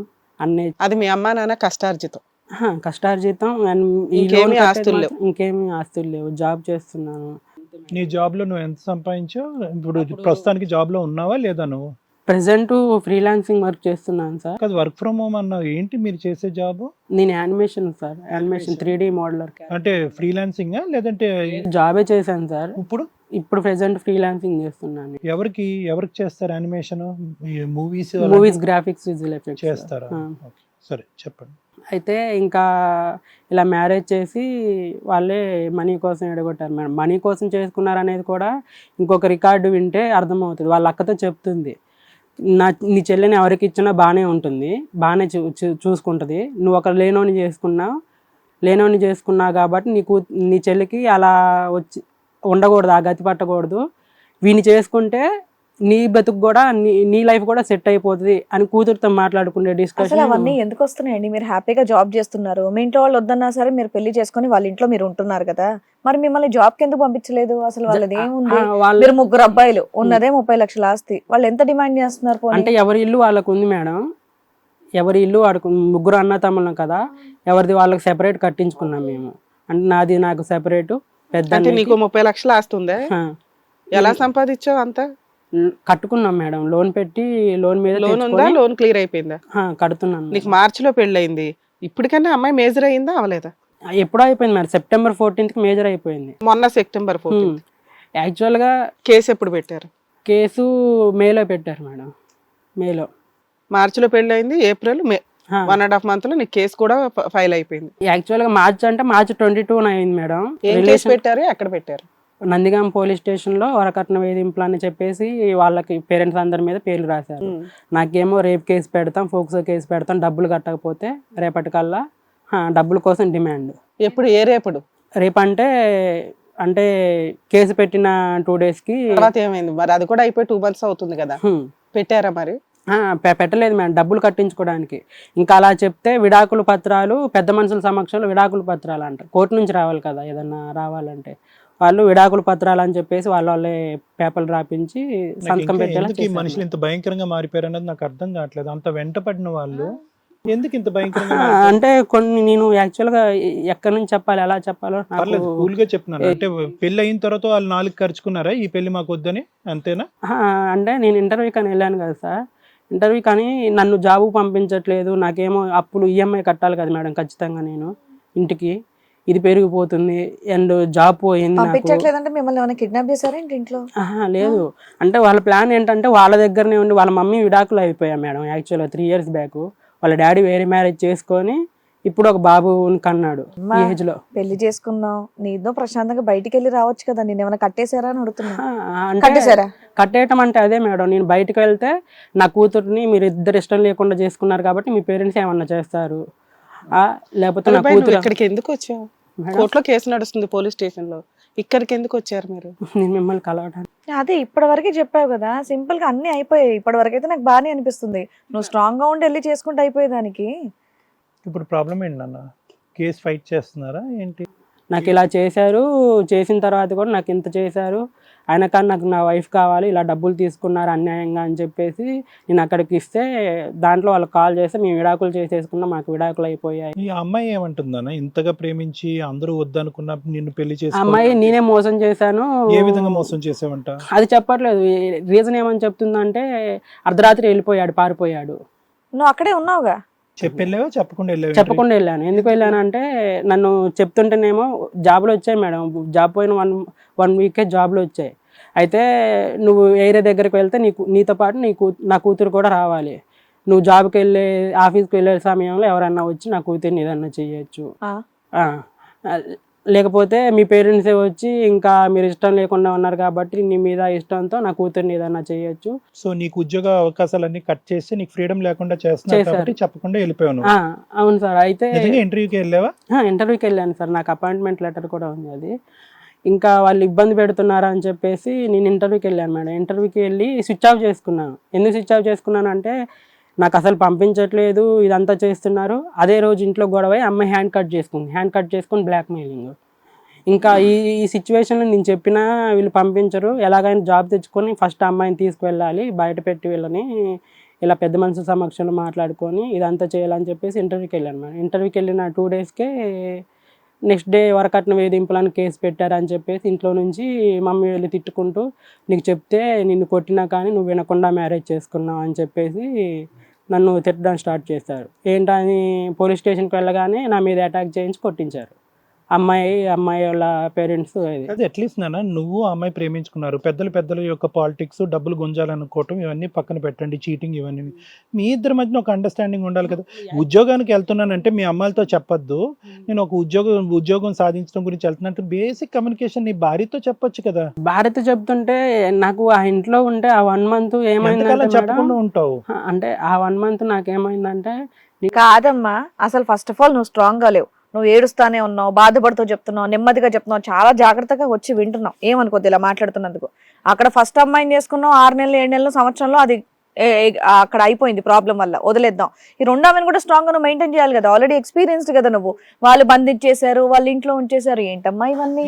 అదే మేడం మీ పేరెంట్స్ చెప్పారు, పోనీ అప్పుడన్నా వదిలేయాలి, మళ్ళీ ఇష్టం అని చెప్పి వాళ్ళు చెప్పినట్టే మళ్ళీ టెస్ట్లు ఇచ్చేసావు, మళ్ళీ అమ్మాయిని చేసుకున్నావు. వాళ్ళు ఇందులో బ్లాక్ మెయిలింగ్ కూడా జరిగింది మేడం. ఆ విషయంలో ఏంటంటే అమ్మాయి నువ్వు చేసుకుని అంటున్నావు అని చెప్పేసి. చేసేసుకున్నావు కదా ఆల్రెడీ, ఫోటోస్ ఒక్క ఫోటో కూడా లేదా? ఉంది మేడం, పెళ్లి ఫోటో. మరి ఇంకేంటి భయం? వాళ్ళ ఇంట్లోనే ఉన్నాను కదా మేడం, మరి నేను పెళ్లి ఇంకేంటి? ఏం భయం లేదు మేడం. అయితే నన్ను జాబ్ బ్లాక్మెయిల్ ఏంటి? ఏం బ్లాక్మెయిల్ చేశారు వాళ్ళు? చేసుకోక ముందు బ్లాక్మెయిల్ చేశారు. ఏమని? నువ్వు నీ వల్ల ఇలా వచ్చి ఇంటికాడ వచ్చి గొడవ చేసి వెళ్ళారు, సరే ఇప్పుడు చేసేసుకున్నావు కదా, పెళ్లి కూడా చేసేసుకున్నావు, మరి ఇంకేంటి ప్రాబ్లం? పెళ్లి చేసుకుని ఏంటి ప్రాబ్లం అంటే నన్ను జాబ్ డివోర్స్ ఏమని అడుగుతున్నారా నిన్ను? ఇచ్చేసాను మేడం యాక్చువల్గా. ఎందుకంటే ఏంటి ఇప్పుడు రెండో మ్యారేజ్ కూడా అయిపోయిందా? దాని గురించి నేను ఆ సమస్య గురించి మేడం వచ్చింది యాక్చువల్గా. అంటే అది డివోర్స్ అంటే అది డివోర్స్ కాదు మేడం. పెద్ద మనుషుల సమక్షంలో పేపర్లు రాసుకుంటే అది డివోర్స్ ఎలా అవుతుంది? అండ్ నీ మీద ఈ కేసులు పెడతామని చెప్పేసి బలవంతంగా నన్ను బెదిరించి భయపెట్టి డివోర్స్ తీసుకునేటంత ఇది ఏముంది? ఇంటర్వ్యూకి 1 month వెళ్ళాలి కేసు మళ్ళీ.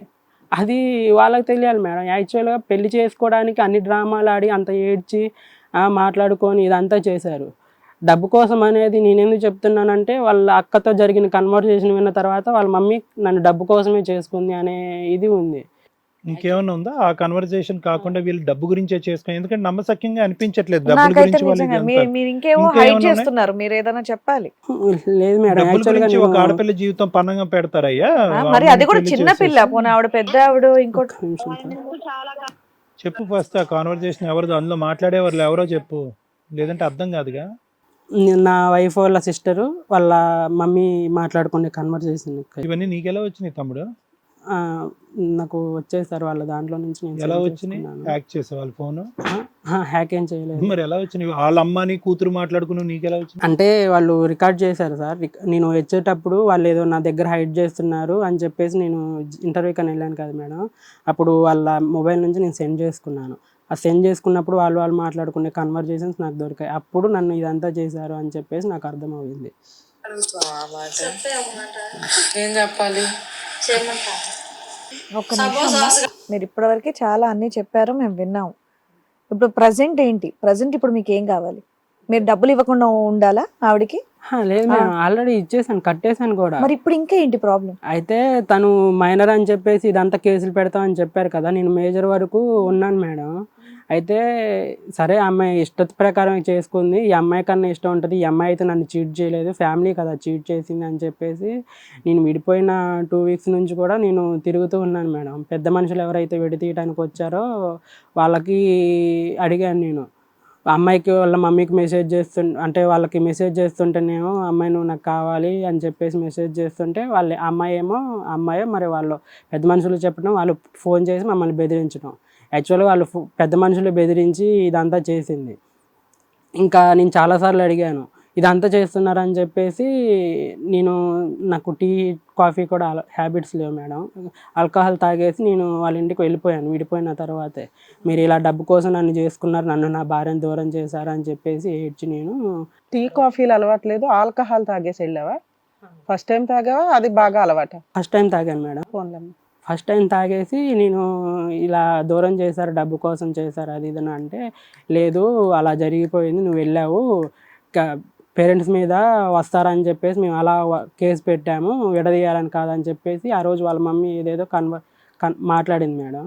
నెక్స్ట్ డేనే వాళ్ళ అక్క నాకు మెసేజ్ చేసింది, మా మమ్మీ ఇన్ని రోజులు నువ్వు ఉన్నావు కదా, వాడు మనకొద్దు, వాడు హైట్ లేడు, అది లేదు, ఇన్ని రోజులు కాపురం చేసిన దానికి వాడు డబ్బులు కట్టేసి వదిలించుకున్నాడు, వాడు డబ్బులు కట్టాడు వాడు చేసిన తప్పుకి అని చెప్పేసి. ఎంత కట్టావు డబ్బులు? 5 lakhs కట్టాను మేడం. ఎవరికి? వాళ్ళ పేరెంట్స్కి. ఎలా ఇచ్చావు? అప్పు తీసుకొచ్చి అకౌంట్ ట్రాన్సాక్షన్ క్యాష్ క్యాష్ ఇచ్చాను. ఆ వీడియో ఉంది, ఉందా? వీడియో ఉంది అండ్ పత్రాలు కూడా అనుకున్న అమౌంట్ అయినా లేదంటే ఇంకా తర్వాత తేవాలన్నా? యాక్చువల్గా 15 lakhs డిమాండ్ చేసి కేసు పెడతాము, ఈ కేసు డబ్బులు ఎఫ్ఐఆర్ అయిందా? అవ్వలేదు మేడం. ఇంకా కంప్లైంట్ స్టేజ్ లోనే ఉందా? అప్పుడు అది క్లోజ్ అయిపోయింది మేడం. మళ్ళీ ఇప్పుడు ఏంటి? నేను నా భార్యని ఇప్పించండి అని చెప్పేసి మీడియాలకు వస్తున్నాను కదా. 5 లక్షలు ఇచ్చింది ఎందుకు? మీ ఆవిడని వదిలేయడానికా, మీ ఆవిడతో కలిసి ఉండడానికా? కేసుల నుంచి తప్పించుకుంటాను కదా. 5 లక్షలు ఇచ్చింది కేసుల నుంచి తప్పించుకోవడానికి. అప్పుడు నువ్వు డిస్కషన్ పెట్టాలి కదా, సరే మీకు 5 లక్షలు ఇస్తున్నాను కేసు లేకుండా, మరి మా ఆవిడతో కలిసి ఉండనా, మ్యూచువల్ డైవర్స్ తీసుకోవాలా అని అడుగుంటావుగా నువ్వు. లేదు మేడం, నాకు అంత ఛాన్స్ లేదు కదా మేడం. ముందు కేసులు భయపెట్టారు, అప్పుడు నీకు అర్థమై ఉండాలిగా ఇది విడిపోయే కేసు అని. మళ్ళీ నా భార్య కావాలని ఎందుకు రోడ్లు అమ్మడబడి తిరుగుతున్నావు? లేదు మేడం, అంటే నాకు అది విడిపోవటం అనేది ఇష్టం లేదు. నీకు ఇష్టం లేదు, ఇంకో 5 లక్షలన్నా ఇచ్చి కాపురం అయితే చేయడానికి రెడీగా ఉన్నా. నేను ఫస్ట్ నుంచి అమ్మాయి కావాలనుకున్నా. ఇప్పుడేంటి? నేను ఇలా తిరుగుతున్నాను అని చెప్పేసి నా మీద తప్పుడు కేసులు పెడుతున్నారు. ఇప్పుడేం కేసు పెడుతున్నారు? నిన్న జస్ట్ పరువు తీస్తున్నారని కేసు పెడుతున్నారు. లేదు, నేనంట అమ్మాయిని వేధించి హెరాస్మెంట్ చేసి పెళ్లి చేసుకున్నానంట మేడం. ఆ పంచాయతీ అయిపోయింది కదా, దానికి 5 lakhs మళ్ళీ- సెటిల్మెంట్ అయిపోయింది కదా, ఈ మధ్యలో నువ్వేం కాపురం చేయలే. కాపురం చేయలేదు. అయితే కేసు ఏమని పెట్టారంటే ఇలా మీడియా ఛానళ్ళకి వెళ్ళి నేను మోసం మరి చేశాను అది తప్పేగా, ఏ ఛానల్స్ కన్నా వెళ్ళి మాడికి పంచాయతీ పెట్టడం, ఎవరు పరువు తీస్తావు నువ్వు? పరువు ఏం తీయలేదు కదా మేడం, వాళ్ళు మాట్లాడింది నేను కాదు, అసలు కంటే పెట్టాను. కొసరు ఎక్కువైంది కదా. ఆ గొడవలన్నీ వదిలేసి ఇప్పుడు మీడియా ఛానల్లోకి వెళ్తున్నావు, పరువు తీస్తున్నావు అన్నది ఒకటేనా ఇప్పుడు గొడవ? ఇంకా మిగతావన్నీ సద్దుమనిగా అయిపోయినాయా? లేదు, ఇప్పుడు మీ విడాకులు ఇప్పించామని చెప్పేసి, మేము బెదిరించామని చెప్పేసి, మేము మోసం చేసామని చెప్పేసి అబద్ధపు ప్రచారాలు చేస్తున్నాడు అని చెప్పేసి ఇది చేస్తున్నారు. అండ్ కంప్లైంట్ మీడియా ఛానల్కి వెళ్ళేది నేను మేడం, ఏదన్నా జరిగేది ఎక్స్పోజ్ చేసేది నేను కదా. నా మీద కేసు పెట్టాలి, నన్ను ఇది చేయాలి, ఎందుకంటే పెళ్లి చేసుకొని వాళ్ళ ఇంట్లో కాపురం చేసింది నేను కాబట్టి. అవును. మళ్ళీ పేరెంట్స్కి ఇన్వాల్వ్మెంట్ లేదని నన్ను కొడితేనే నేను వాళ్ళ ఇంట్లో కదా పడింది. మళ్ళీ పేరెంట్స్ అందరినీ లాగి వాళ్ళ మీద కేసులు పెడుతున్నారు. నీ పేరెంట్స్ పెట్టారా పెట్టలేదా? పెట్టారు, నిన్న డైరెక్ట్ గా ఎఫ్ఐఆర్ చేయించారంట. నేను అడుగుతున్నది అది, ఇప్పుడు ఏమైనా ప్రెసెంట్ ఎఫ్ఐఆర్ కేసు అయ్యిందా? అయింది మేడం. ఏ సెక్షన్లతో అయ్యింది? 143 లేకపోతే 413 అని చెప్పారు మేడం. 143 కాదు, ఎఫ్ఐఆర్ నెంబర్. ఎఫ్ఐఆర్ నెంబరా? సారీ, ఏదో సెక్షన్ కింద ఎఫ్ఐఆర్ అయ్యిందని అంటున్నావు, అదేంటి అనేది మీకు తెలియదు పూర్తిగా. అయ్యిందా అసలు అంతవరకు? నిజమేనా? అంటే ఎవరి మీద? అందరి మీద? మీ కుటుంబ సభ్యుల మీద, కుటుంబ మీ మీద, సభ్యులందరి అందరి మీద? ఏమయ్యా వాళ్ళంత టాక్సిక్ అన్నప్పుడు మళ్ళీ వాళ్ళ వెనకాల వెళ్ళి ఎందుకు చెప్పు? హ్యాపీగా నీ జాబ్ నువ్వు చేసుకోక, ఎంత మంచి జాబ్ చేసుకుంటున్నావు నువ్వు, నీ వర్క్ మీద ఎంత కాన్సన్ట్రేట్ లేదు మేడం, అంటే నేను మొన్నటి వరకు అమ్మాయి ఆల్రెడీ దెబ్బతిన్నావు, మళ్ళీ వాళ్ళు చేస్తుంటే మళ్ళీ వాళ్ళ వెనకాలే పడుతున్నావు. అంటే నీతో పాటు మీ పేరెంట్స్ ని, మీ అన్నల్ని, తమ్ముడిని అందరిని ఇబ్బంది అంటే పెడుతున్నావు. మొన్నటి వరకు నేను ఆ అమ్మాయిని కప్పిపుచ్చి ఈ అమ్మాయితో మాట్లాడనివ్వకుండా చేస్తున్నారని చెప్పేసి నేను ఆ అమ్మాయి గురించి తిరిగాను మేడం. మొన్న మాత్రం అమ్మాయి ఒక మీడియా ఛానల్ నుంచి ఇంకో అక్క ఇంటర్వ్యూ చేశారు. అప్పుడు కాల్ చేస్తే వాళ్ళ మమ్మీ కొన్ని చెప్తుంది అనమాట. ఏమని చెప్తుంది? ప్రతిదీ అబద్ధాలు చెప్తుంది. వాళ్ళకి ఎక్కువ డబ్బులు ఇవ్వలేదు, మాకు డబ్బులు ఇవ్వకుండానే పేపర్లు రాపించుకున్నారు 5 లక్షలు ఇచ్చినట్టు. 5 లక్షలు వాళ్ళ కడుపు నిండలేదు. ఇప్పుడు ఉన్న గొడవ అంతా అది. వాళ్ళకి కావాల్సింది 15. ఈ అమ్మాయిని కాపురానికి పంపించాలంటే నా ఇల్లు ఆమె పేరు మీద రాయించాలంట. తర్వాత కూడా ఇలాగే చేస్తే ఏం చేస్తావు? అంతేనా? ఇప్పుడు ఏంటి అక్కడ కేసులు అనేది రాంగ్ కేసులు, దాని తర్వాత నీ భార్య నీకు కావాలి, నీతో పాటు కాపురానికి రావాలా? లేదు మేడం, అంటే మొన్నటి వరకు నేను నా భార్యని కావాలని చెప్పేసి నేను ఇప్పుడు ప్రతి నీకు నీ ఛానల్ భార్య కావాలా ఇప్పుడు వద్దా? నాకు న్యాయం కావాలని చెప్పేసి అదే ఏం న్యాయం కావాలి? భార్య కావాలా వద్దా? నాకు ఇప్పుడు వద్దు మేడం, భార్య వద్దు. ఇప్పుడు కేసులు మాత్రం ఫాల్స్ కేసులు నీ మీద ఫాల్స్ పెడుతున్నారు. కేసులు పెడుతున్నారు. అండ్ నా దగ్గర అన్యాయంగా అయితే డబ్బులు తీసుకోవడం అనేది అన్యాయమే కదా మేడం. అందులో ఒకటి నేను చేసుకోనని చెప్పేసి ఫస్ట్ నుంచి చెప్పాను, నన్ను బెదిరించి బ్లాక్మెయిల్ చేసి ఎమోషనల్ గా అలా ఇప్పుడు నీకు నీ చేసి భార్య వద్దు, నీ మీద ఫాల్స్ కేసులు పెట్టాలి, ఇప్పుడు దానికి ఏంటి అండి అని చెప్పేసి నువ్వు అడగడానికి వచ్చావు. and నీతో పాటు నీ ఫ్యామిలీని ఇబ్బంది పెట్టకూడదు వాళ్ళు, పెట్టకూడదు. అంతేనా? సో ఇప్పటివరకు నువ్వు అంతా చెప్పావు కాబట్టి మరి ఇప్పుడు డాక్టర్ గారు, అడ్వకేట్ మేడం ఏం చెప్తారో మనం విందాం. సార్ ఇంకేమైనా ఉందో చెప్పడానికి? అంతేనా? అంతే, ఇప్పుడు భార్య వద్దు అని చెప్పేసి అన్నారు, అక్కడ కేసులు రాంగ్ కేసులు ఫైల్ కాదు మేడం, ఈ 5 minutes లోనే 2 వేరియేషన్స్. భార్య కావాలి అని అన్నాడు, మళ్ళీ ఇప్పుడు ఏమొచ్చి మళ్ళీ ఇప్పుడు వద్దు అంటున్నాడు. సార్, అసలు నీ క్లారిటీ ఉందా? మేము చెప్పాలి అంటే కనుక అసలు ఇక్కడికి ఎందుకు వచ్చారనేది ఫస్ట్. ఒక నిమిషం తమ్ముడు, నువ్వు చాలా ఒత్తిడిలో ఉన్నావు అనేది అయితే నాకు అర్థం అవుతుంది. In a span of 4 years నీ జీవితానికి సంబంధించిన 100 సంవత్సరాల చిత్రం చూపెట్టేసావు, నీకు చూపెట్టేసుకున్నావు, మీ తల్లిదండ్రులు అందరికీ కూడా 70mm సినిమా చూపెట్టేసావు. ఇప్పటికైనా నేను అనేది ఏంటంటే, ఇప్పటికైనా గెట్ సమ్ క్లారిటీ. ఒక థాట్ స్ట్రైట్గా ఉండు, డిప్రెషన్ తీసి పక్కన పెట్టు. వాళ్ళు నిన్ను ఒక ఆట ఆడిస్తున్నారు అంటే కనుక నువ్వు ఇలాగా అణిగి తొక్కబడుతున్నావు కాబట్టి, ఒక డెసిషన్ మీద నిలబడలేకపోతున్నావు కాబట్టి, నీతో పాటు నీ కుటుంబం. ఒక్క పాయింట్, 3 minutes బ్యాక్ నా భార్య కావాలి అని అన్నావు, బలవంతంగా సంతకం పెట్టించారండి, అది డైవర్స్ కూడా నాకు ఇష్టం లేదు, భార్య కదండి, ఆ అమ్మాయి మంచిదేనండి, ఆ అమ్మాయిని విడిగమని. మళ్ళీ కట్ చేస్తే ఫైనల్గా మేడం ఇప్పుడు ఏం కావాలంటే వద్దండి బాబు నాకు అని అంట. లేదు, అంటే నేనేం చెప్పాలనుకున్నానంటే సార్, జస్ట్ 10 days బ్యాక్ వరకు నేను ఆమె కోసం ఫైట్ చేశాను, ఆమె గురించే ఇదంతా చేసింది. 10 days బ్యాక్ వరకు 10 days బ్యాక్ వరకు. ఎప్పుడైతే ఆమె మీడియా సమక్షంలోనే నన్ను ఒక మోసగాడు, మాయగాడు, ఆ అబ్బాయే నన్ను ఇలా. నువ్వు మీడియా సమక్షంలో మాట్లాడావు వాళ్ళ గురించి, ఇవన్నీ ఎవిడెన్స్లతో పాటు నువ్వు ఏం తగ్గలేగా. యాక్చువల్గా నేను కావాలనే అడుక్కున్నాను మేడం, నేను ఎక్కడ అమ్మాయి పేరు కానీ అమ్మాయి ఫోటో కానీ రివీల్ చేయలేదు. అండ్ మీడియా సమక్షంలోకి వెళ్ళి మాట్లాడేది నేను, నన్ను కదా మేడం, బయటకు వెళ్ళి సమాజంలో తిరిగేది నేను. ఇప్పుడు నన్ను చూసి నా పరువు కదా మేడం పోవాల్సింది. నేనేమి వాళ్ళ మీద తప్పుడు ఆరోపణలు కూడా చేయట్లేదు.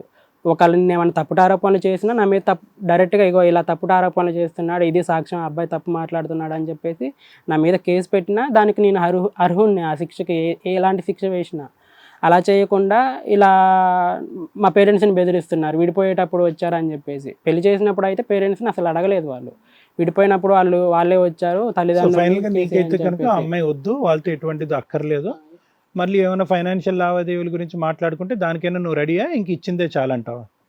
ఇచ్చింది చాలు సార్, కాకపోతే వాళ్ళకి పనిష్మెంట్ అనేది కావాలి కావాలి. ఇవ్వాలి. ఎందుకంటే ఎందుకంటే చేసిన దానికి పనిష్మెంట్ పనిష్మెంట్ ఇవ్వాలి. ఎందుకంటే 10 members కలిపి నేను ఒక సింగిల్ మ్యాన్ మేడం, ఇంతమంది కలిపి నన్ను వెనక బ్యాక్గ్రౌండ్లో ఇంకా చాలా మంది ఉన్నారు, వాటికి సంబంధించిన ఎవిడెన్స్ ఉన్నాయి. నేను చేసుకోను అంటే బలవంతంగా పెళ్లి చేసింది కాక 1 monthలోనే భార్యాభర్తలను ఎలా విడదీస్తారు మేడం? పెద్ద మనుషుల సమక్షంలో చేసే పంచాయతీ ఇప్పుడు విడాకులు ఇదంతా అయిపోయింది. ఇప్పుడు ప్రజెంట్ మీకు మీ భార్యతో ఎటువంటి సంబంధం వద్దు, మీ లైఫ్ మీరు చూసుకుంటారు అంతే కదా? చూసుకుంటాను. మొత్తం స్టోరీ వింటూ ఉంటే అక్కడి నుంచి ఇక్కడి వరకు చూసుకుంటే ఇక్కడ 2 things. ఒకటి ఏంటంటే ప్రస్తుతం నీకు ఏం కావాలి, నువ్వు ఇంకా చిన్నపిల్లడు. ఐ థింక్ యువర్ 22-23 ఇప్పుడు 24. 24. నీకు మంచి ఆర్ట్ ఉంది, మంచి స్కిల్ ఉంది. నాకు వాళ్ళు ఎవరో నాకు తెలీదు, నువ్వు పంపించినటువంటి ఆడియోలు ఎవిడెన్స్లు మళ్ళీ ఇంకోసారి బహిర్గతం చేసి ఇక్కడ మళ్ళీ పబ్లిక్లో అదిగో ఎవిడెన్స్లు తీసుకెళ్ళి ఒక ప్లాట్ఫామ్ మీద పెట్టి మా పరువు తీసాడు అని చెప్పి నీమే పరువు నష్టం దావా వేసి లేదంటే ఇంకో కేసు పెట్టి ఈ పరిస్థితికి మళ్ళీ తీసుకొచ్చుకుని మళ్ళీ నిన్ను పిండి ఆరేసి ఏంది గొడవ అనేటటువంటి పరిస్థితి రాకుండానే ఇక్కడ ఎవరు మారాలి మానసికంగా, ఎందుకంటే ఆల్రెడీ కోర్టు పరిధిలోనో లేదంటే ఎఫ్ఐఆర్ పరిధిలోనో ఉండేటటువంటి అంశం ఇక్కడ మాట్లాడచ్చా లేదా అనేది లాయర్ మేడం చెప్తారు. నాకేంటంటే ఇక్కడ over a span of 2.5 years 2.5 సంవత్సరాల్లో ఎంత మారింది నీ జీవితం అనేది. ఒకటి, ఆ అమ్మాయిని ప్రేమించినటువంటి అమ్మాయిని పెళ్లి చేసుకున్నారా అంటే కనుక సరే, ఆ అమ్మాయికి వయసు లేదు, నీకు అనుభవం లేదు, లేదంటే నువ్వు కెరియర్ పరంగా సెటిల్ అవ్వలేదు కాబట్టి చేసుకోలేదు. ఆ అమ్మాయి పోయి ఇంకో అతన్ని చేసుకున్నటువంటి ఆ అమ్మాయి ఎంతకాలం ఉందో మరి మనకు తెలియదు, కానీ కాపురం చేసి అక్కడ విడాకులు కూడా తీసేసుకుని నీ వరకు పరిగెట్టుకుని బెంగళూరు వచ్చిందని అన్న. సరే, కానీ వెళ్ళినటువంటి అమ్మాయి తర్వాత మళ్ళీ నీ దగ్గరికి ఎందుకు వచ్చింది? ఆ అమ్మాయిని అప్పుడే దూరం పెట్టుంటే బాగుండేది కదా, అప్పుడే మీ తల్లిదండ్రులకు పరిచయం చేస్తుంటే బాగుండేది కదా, అప్పుడే మీ అమ్మగారికి అమ్మాయి ఇలాగ ఈ అమ్మాయికి ఆల్రెడీ పెళ్ళి. అంటే ఇక్కడ ప్రాబ్లం ఎక్కడొచ్చిందంటే కనుక నీ ఇండెసిసివ్నెస్ వల్ల, అంటే నిర్ణయం తీసుకునేటటువంటి క్రమంలో సరైనటువంటి నిర్ణయం తీసుకోకపోవటానికి బహుశా సామాజిక పరమైనటువంటి ఇంగితం లేకపోవటమా, దానికి సంబంధించినటువంటి నేర్పరితనం లేకపోవటమా, లేదంటే సరైన సమయం సందర్భంలో సలహా తీసుకోకపోవటమా పెద్దలు అనేటటువంటి వాళ్ళ దగ్గర నుంచి. మొదటి ఎపిసోడ్లో కూడా మొదటి దాంట్లో కూడా ఇదే కనిపించింది, రెండో దాంట్లో కూడా అదే కనిపించింది. ఏంటి, ఆ అమ్మాయి వచ్చినప్పుడు అమ్మాయి ఈ పలానా అమ్మాయి ఆల్రెడీ పెళ్ళయింది, ఇంతకుముందు నేను ప్రేమించుకున్నాను, వెళ్ళిపోయినటువంటి అమ్మాయి మళ్ళీ వెనక్కి వచ్చింది, విడాకులు తీసుకుంటున్నాను అంటుంది. ఆ అమ్మాయి చెప్పినటువంటి మాట వరకే నేను బ్లైండ్గా నమ్ముతున్నాను. ఇది ఎంతవరకు నమ్మచ్చమ్మా? ఇది ఎందుకంటే నా పెళ్ళే కాదు, ఇది కుటుంబానికి సంబంధించిన వ్యవహారం అనేది అక్కడ మీ సలహా సూచన లేదు. ఆఖరికి ఆ అమ్మాయిని మీ ఇంటికి పంపించేసుకుని మీరు బెంగళూరు నుంచి ఆ అమ్మాయి ఇంటికి వెళ్ళేంత వరకు మీ తల్లిదండ్రుల యొక్క కళ్ళు గప్పేశారు మీరు. చెప్తున్నాను నేను ఇవన్నీ ఒకదాని తర్వాత ఆ ఇన్సిడెంట్లో తర్వాత ఏర్పడినటువంటిది ఇంకొక ఆగమగోచరం కలిగించి కన్ఫ్యూజ్ చేసేటటువంటి ఆస్పెక్ట్ ఏంటంటే 6 months అప్పుడు ప్రెగ్నెన్సీ టెస్ట్ చేసినప్పుడు అదే ప్రెగ్నెన్సీ టెస్ట్లో HIV సెక్షువల్లీ ట్రాన్స్మిటెడ్ డిజీజెస్ అనేటటువంటి దానికి నెగిటివ్గా వచ్చిన టెస్ట్ 9వ నెలలో ఎలా పాజిటివ్ వచ్చింది? అసలు ఎందుకు చేయవలసి వచ్చింది? టెస్ట్ చేస్తారా సార్ సెక్షువల్లీ ట్రాన్స్మిటెడ్ డిసీజెస్ ప్రెగ్నెన్సీకి వెళ్ళే వాళ్ళందరికీ? అంటే హై రిస్క్ ప్రెగ్నెన్సీస్లో చేస్తారు, కానీ లేదంటే మనకి ఏదైనా డౌట్ ఉంటే కనుక ఆ అమ్మాయి కానీ మీరు కానీ ఏదైనా డౌట్ అడిగితే కనుక ఆ పద్ధతిలో చేయొచ్చేమో, కానీ ప్రత్యేకంగా అది ఒక ఆనవాయితీ పద్ధతి ఏమీ కాదు. అది 2వ అంశం. సరే, ఆ అమ్మాయి అక్కడికి వెళ్ళిపోయింది, ఆ విడాకులు కాస్త వెళ్ళిపోయింది. తర్వాత ఈ అమ్మాయి వచ్చిన తర్వాత ఈ అమ్మాయి ఎంట్రీలో క్లియర్ కట్గా ఇందాక శ్రీవాణి గారు అడిగినట్టు ఆ కుటుంబానికి మీ కుటుంబానికి పడదు అని తెలుసు. ఆల్రెడీ మీ అమ్మగారికి మీ కుటుంబానికి వ్యతిరేకంగా ఆల్రెడీ ఒక స్టెప్ తీసుకుని వాళ్ళు నట్టేట్టు ముంచారు. అక్కడే ఆ అమ్మాయి ఏవో కేసులు పెట్టుంటే కనుక ఈ కథే 2 years బ్యాక్ ఆ అమ్మాయి ద్వారా మనం వినుండేవాళ్ళు, ఇప్పుడు వింటున్నాం కాబట్టి. అది కూడా ఈ అమ్మాయిని ప్రేమించడం మొదలుపెట్టావు, చాటింగ్లోకి వెళ్ళిపోయావు, ఆ కుటుంబానికి నీకు తెలియకుండానే దగ్గర అయిపోయారు. మీ కుటుంబ సభ్యులు దూరం పెట్టేటటువంటి ఆ కుటుంబానికి ఇలాగ బ్యాక్ రూట్లోంచి అంత మానసికంగా దగ్గర అవ్వాల్సినటువంటి అవసరం ఏముంది? పోనీ అంత ప్రయత్నం చేసిన తర్వాత సరే సార్ నేను బ్లైండ్ ఫెయిత్తో నమ్మేస్తాను, నాకు కళ్ళు ఎదురుకుంటే ఏది కనిపిస్తే అది నమ్మేస్తాను, దాన్ని తవ్వటం తీయటం అనేటువంటిది నాకు అలవాటు లేదు అని నువ్వు అనొచ్చు. కానీ ఏదైతే కనుక ఆల్మోస్ట్ ఒక 8 months 1 year పాటు జరిగినటువంటి ఆ అమ్మాయితో జరిగినటువంటి ప్రయాణం వద్దు, ఎప్పుడైతే కనుక మీ తల్లిదండ్రులు వచ్చి నీ చంప పగలగొట్టారో అప్పుడేమొచ్చి బ్లాక్ చేయటం మొదలుపెట్టాం. అది ఎంతవరకు సబబు? అనేది నా ప్రశ్న. అంటే వాళ్ళు కూడా ఒక నమ్మకాన్ని పెంచుకుని ఉంటారు కదా, ఆ కుటుంబం మమ్మల్ని వ్యతిరేకించినా కూడా ఈ అబ్బాయి మా అమ్మాయికి నచ్చినట్టుగా మా ఇంటివాడు అవుతాడు అనేటటువంటి నమ్మకంతో వాళ్ళు కూడా ఒక ఆశ పెంచుకుంటారు, ఒక కోరిక పెంచుకుంటారు. ఎందుకంటే చూడటానికి నువ్వు బాగున్నావు, ఆ అమ్మాయి హైట్ ఉన్నా కూడా ఒక జాబ్ చేసుకుంటున్నావు, ఒక యానిమేషన్ జాబ్, ఒక పక్కా శాలరీ, కొద్ది గొప్ప ఆస్తి ఉంది నీ దగ్గర. ఆ పీరియడ్లో వీళ్ళు కపటితనం, వీళ్ళ నాటకీయతనం అనేటటువంటిది నువ్వు కనుక్కోలేకపోయాను అని అంటున్నావు. సరే, ఓకే, అది కూడా నమ్ముదాం. మళ్ళీ వాళ్ళు ఎప్పుడైతే కనుక మళ్ళీ వాళ్ళ అమ్మ ఏడుస్తున్నటువంటి వీడియో ఇవన్నీ పెట్టిన తర్వాత అప్పటికి కూడా మీ తల్లిదండ్రులకి చెప్పకుండా మళ్ళీ రెండోసారి రీకనెక్ట్ అయ్యే వాళ్ళకి. అంటే ఎన్ని సందర్భాల్లో పేరెంట్స్ యొక్క ఆలోచన శైలిని పక్కన పెట్టి, అరే నా గురించి నమ్మినటువంటి తల్లిదండ్రులు ఎందుకు వ్యతిరేకిస్తున్నారు, బహుశా ఆ కుటుంబంలోనే ఏదైనా ఒక లోపం ఉందేమో, వాళ్ళ ఆలోచన శైలి వ్యక్తిత్వాల్లో ఏమైనా లోపం ఉందేమో, బహుశా దాన్ని మనం చూడాలేమో అనేటటువంటి దూరదృష్టి నీకు లేకపోవటం అనేటటువంటిది ఇక్కడ ప్రధానంగా మాట్లాడుకోవాల్సినటువంటి అంశం. సరే, ఓకే, పెళ్ళి నువ్వు ఎలా చెప్తున్నావు అంటే, ఒకసారి నన్ను పట్టుకుపోయారు సార్, ఆ గుడికి పట్టుకెళ్ళిపోయారు సార్, 10 మంది సార్, 20 మంది సార్, బలంతో తాళి కట్టించేశారు. ఇవన్నీ ఎలా ఉన్నాయి? ఇంత పెద్ద సభ్య సమాజంలో నీకంటూ ఒక స్నేహితులు ఉంటారు, లేదంటే తెలిసినటువంటి వెల్ విషర్స్ ఉంటారు, ఎవరి సపోర్ట్ అన్నా తీసుకోవచ్చు, ఎవరి సపోర్ట్ అన్నా తీసుకుని నా మీద ఇంత బలవంతంగా జరిగేటటువంటి ప్రయత్నాలు జరుగుతున్నాయి, నన్ను ఒంటరివాణ్ణి చేస్తున్నారు అనేటటువంటి అంశం ఎక్కడ నువ్వు మాట్లాడలేదు. ఎందుకు అంటే కనుక అందరినీ వ్యతిరేకించి ఇంత ప్రేమించేటటువంటి వాళ్ళు, నా గురించి ఇంత పడి చచ్చిపోయేటటువంటి వాళ్ళు, అల్లుడి కింద కాకుండా కొడుకుగా చూసుకునేటటువంటి ఒక అత్తగారు మళ్ళీ దొరుకుతుంది నాకు అనే ఉద్దేశంతో మళ్ళీ అందరినీ కప్పేసి మళ్ళీ పెళ్లి చేసేసుకున్నాం. అంటే చాలా సందర్భాల్లో చూసుకున్నాం మనం. ఏంటంటే కనుక ఎవరు గొయ్యి వాళ్ళు తవ్వుకోవటం అనేటటువంటిది చాలా ఎపిసోడ్లో చాలా సందర్భాల్లో చూసుకున్నాం. ఇన్నిసార్లు గొయ్యి తవ్వుకుంటారా ఎవరన్నా?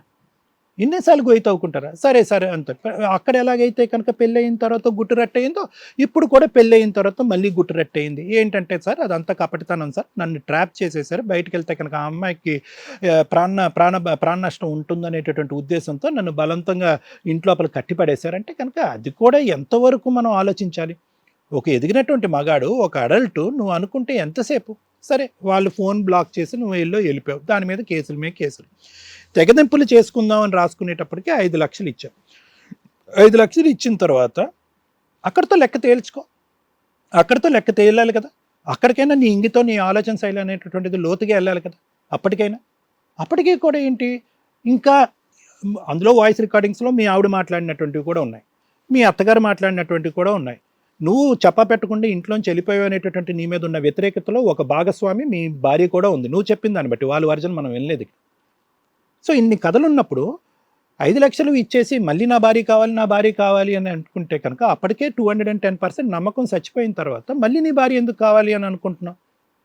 అంటే ఇక్కడ ఏమైందంటే నాన్న, ఇక్కడ నీ ఆలోచనతో కంటే నీ ఇమోషన్స్తో నువ్వు ఎక్కువ ముందుకెళ్తున్నావేమో అని నాకు అనిపిస్తుంది. ప్రేమించినప్పుడు తొందరపాటి ఇమోషన్స్, పెళ్లి చేసుకున్నప్పుడు తొందరపాటి ఇమోషన్స్, ఇంట్లో చెప్పకుండా ఉండటానికి కూడా ఇమోషన్సే కారణం. ఆఖరికి ఇప్పుడు అన్నీ అయిపోయిన తర్వాత ఈరోజు ఇక్కడ కూర్చుని ఏమైందిరా బాబు, ఇప్పుడు నీకేం కావాలంటే, సార్ దండం సార్, నాకు అక్కర్లేదు, ఆ అమ్మాయి అక్కర్లేదు, ఆ కుటుంబం అక్కర్లేదు, నాకు విడాకులు కావాలి, ఇక్కడితో తెగదెంపులు అన్నా. మల్లేష్ అనేటటువంటి ఈ అబ్బాయి ఇన్ని దిశ ఇలా మార్చుకుంటూ ఒక ఆలోచన శైలి మీద నిలబడినటువంటి నువ్వు రేపటి రోజు మళ్ళీ ఇదే లైట్స్ ఆన్ చేసి కెమెరాలు ఆన్ చేసి ఇక్కడ కూర్చోపెడితే ఇదే మాట అంటావా అనేటటువంటిది మా అందరికీ ప్రశ్నార్థకరంగా అవుతుంది. మాకే కాదు, మీ కుటుంబాన్ని అందరికీ ప్రశ్న ఇది. ఇప్పుడు నువ్వు ఏడవటం కాదు నాన్న, పేరెంట్స్ని ఎంత ఏడిపిస్తున్నావు నువ్వు, అవునా కాదా? మొత్తం అందరూ అన్యాయం చేశారు. పేరెంట్స్ ఏమైనా నీకు అన్యాయం చేశారా? మీ అమ్మ నాన్నలు? నాన్న లేడుగా, నాన్న ఉన్నాడు. మరి అందరూ బాధపడుతున్నారు కదా, వాళ్ళు కూడా పోలీస్ స్టేషన్ల చుట్టూరు కోర్టుల చుట్టూరు తిరుగుతున్నారుగా. ఈ 5 లక్షలు ఎవరివి, నీవా అమ్మ నాన్నలవా? నేనే కట్టాలి. అమ్మా, నువ్వు అప్పు తీసుకొచ్చి ఇచ్చావా? నువ్వే కట్టుకోవాలా? ఇప్పుడు ఇక్కడ ఒకటే క్లియర్ కట్ నాన్న, ఏడవలసినటువంటి అవసరం ఏమీ లేదు. మనోధైర్యాన్ని పెంపొందించుకో, ఓకేనా? విన్నమాట, ఒక్క నిమిషం నేను చెప్తాను. లీగల్గా ఏం చేయాలన్నది లాయర్ మేడం చెప్తాం. మానసికంగా నీ లోపల చాలా ఉధృతమైనటువంటి పరివర్తన రావాల్సినటువంటి ఆవశ్యకత ఉంది. లేదంటే తప్పు మీద తప్పు చేయడానికి చాలా అవకాశాలు ఉన్నాయి. ఈరోజు ఈ విధంగా మాట్లాడుతున్నటువంటి వాళ్ళు రేపొద్దున బావా అని చెప్పి ఆ అమ్మాయి మళ్ళీ నీ దగ్గరకు వస్తే నీ మనసు మళ్ళీ కరగదా? మళ్ళీ ఆ దిక్కు నువ్వు కొట్టుకుపోవా?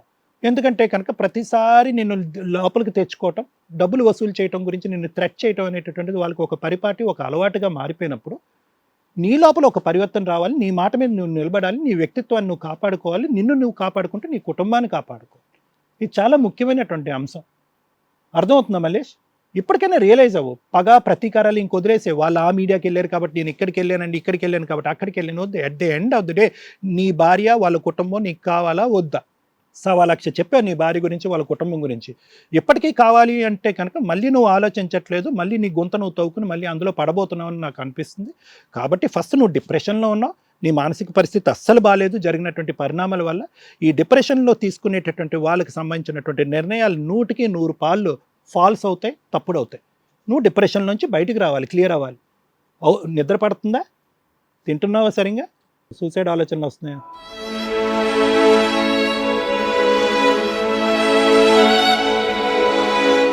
నీ షో అయిపోయిన తర్వాత నా దగ్గరికి రా, నేను మాట్లాడతాను.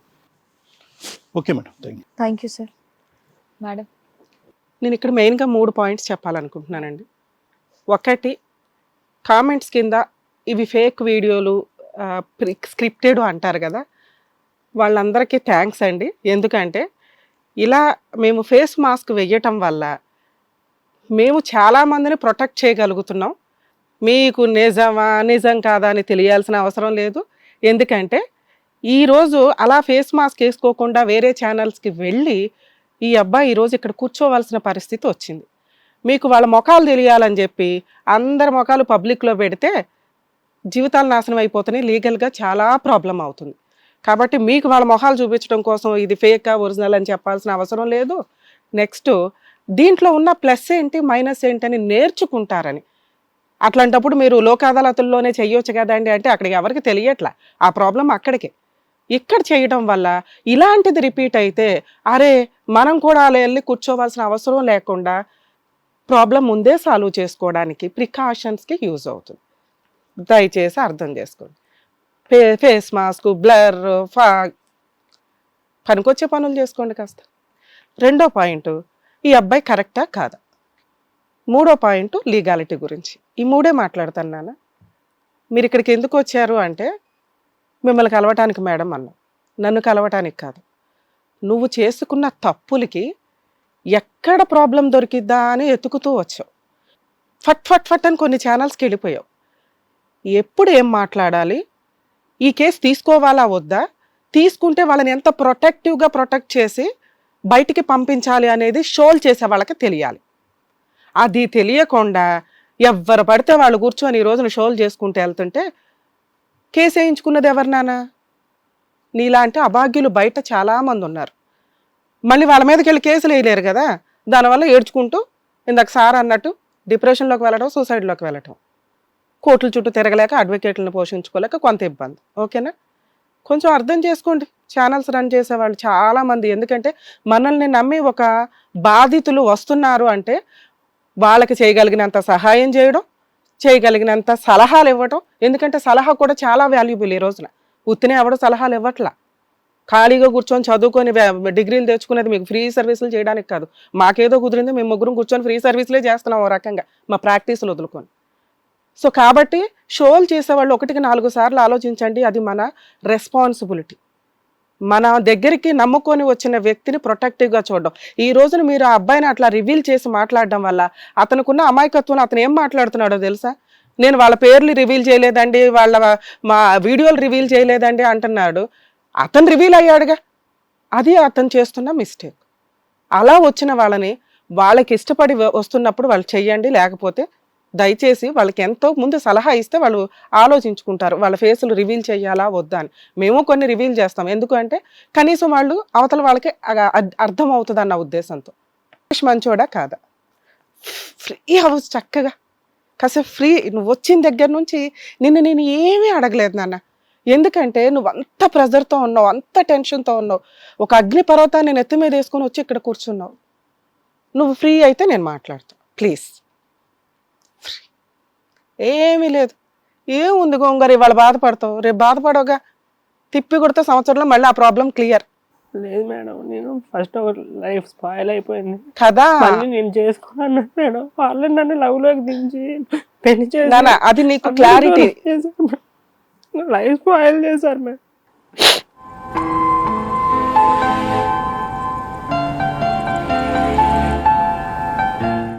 ఎయిట్ చేసాయి, నువ్వు మొత్తం ఎయిట్ చేసాయి, బయటకి ఎయిట్ చేసాయి, ఫ్రీ అయిపోతా. వాళ్ళు స్పాయిల్ చేయలే.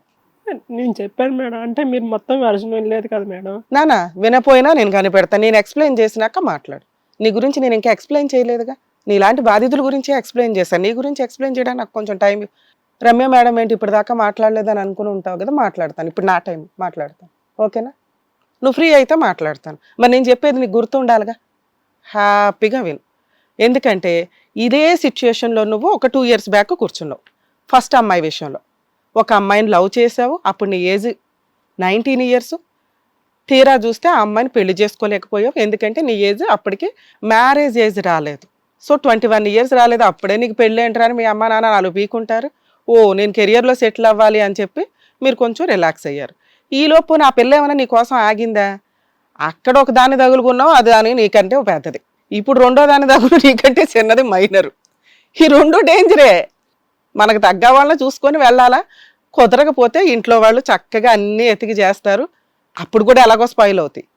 జాగ్రత్త చేసుకోవడం వెళ్ళడా అంటానికి వీళ్ళందరూ షీల్డ్ లాగా నీకు ప్రొటెక్టివ్గా ఉంటారు. లవ్ మ్యారేజ్లు చేసుకోవద్దని ఎవరిని అనట్లా, చేసుకునే వాళ్ళు పద్ధతిగా చూసుకోవాలా, ఇంట్లో వాళ్ళు యాక్సెప్ట్ చేసేలాగా చూసుకోవాలి, కుదరకపోతే యాక్సెప్ట్ చేసేదాకా ఒప్పించుకోవాలి. ఈ రెండిట్లో నువ్వు ఎప్పుడైనా ఆ పని చేసావా? చేయలే. ఒకసారి వదిలేసావు. ఏ అమ్మాయిని? ఫస్ట్ అమ్మాయిని. పోనా ఆవిడేమన్నా మంచి క్యారెక్టర్ ఉన్న అమ్మాయా? రియల్గా నిన్ను లవ్ చేస్తే నువ్వు చెప్తున్న 2 కుటుంబాలు పెద్ద అద్భుతమైన కుటుంబాలు అయితే ఏం కాదు, నిన్ను కాదనే అంత రేంజ్లో వాళ్ళిద్దరూ లేరు. అయినా ఫస్ట్ అమ్మాయి వేరే వాళ్ళు పెళ్లి చేసేసుకుని వెళ్ళిపోయింది. 1 monthలో నీకోసం భర్తను వదిలేసి డైవర్స్ తీసుకొని వచ్చి ఏమన్నా క్యారెక్టర్ ఉందా ఆవిడ దగ్గర? లేనే లేదు. నేను ఆ హెల్త్ గురించి కూడా మాట్లాడట్లా. నీ దగ్గరికి వచ్చి ఓన్లీ 6 months ఉంది. 1 monthలో ఒకరిని వదిలేసింది, 6 monthsలో నిన్ను వదిలేసింది. నువ్వు బాగానే చూసుకున్నావుగా ఆ 6 monthలో. ఒక పెళ్ళైపోయిన అమ్మాయిని తెచ్చుకొని పెళ్లి చేసుకొని 6 months హ్యాపీగా చూస్తే ఆవిడ కూడా హ్యాండ్ ఇచ్చింది. అరే రే, ఇక్కడ మనం ఏమైనా తప్పు చేసామని మనం ఆలోచించాలి కదా నాన్న. ఎందుకంటే ఒక అమ్మాయి తప్పు చేస్తే ఆవిడ ఒక్క లైఫే స్పాయిల్ అవుతుంది, వాళ్ళ అమ్మా నాన్నకి ఫరక్కే పడదు. బాధపడితే పిల్లల కంటే పిల్లలు. ఒక అమ్మాయి తప్పు చేస్తే లీగల్గా ఈ రోజున సఫర్ అయ్యేది అమ్మాయి మాత్రమే. ఒక అబ్బాయి తప్పు చేస్తే ఎవరెవరు సఫర్ అవుతారో తెలుసా? మీ అమ్మ, మీ నాన్న, నీకు పుట్టిన సిబ్లింగ్స్ అంటే అక్క చెల్లెళ్ళు, అన్నదమ్ములు, కర్మకొద్దు వాళ్ళు చేసుకున్న వాళ్ళు ఏ తప్పు చేయకుండా కోర్టుల చుట్టూ టన్ టన్ టన్ టన్ పోలీస్ స్టేషన్ల చుట్టూ తిరగాల్సిన పరిస్థితి. రెండోసారి ఏం చేసావు? ఫస్ట్ ఆవిడని వదిలి ఎంతకాలం అయింది మనం? 2022, 23. ఈ పిల్ల మనకి ఎట్లా పరిచయం? మరదలు అంటే ఆవిడ క్యారెక్టర్ మనకు ముందే తెలుసు. మనకంటే హైటు, మనకంటే బీభత్సమైన ఫ్యామిలీ. అమ్మా నాన్న ఆల్రెడీ ఒప్పుకోవట్లే.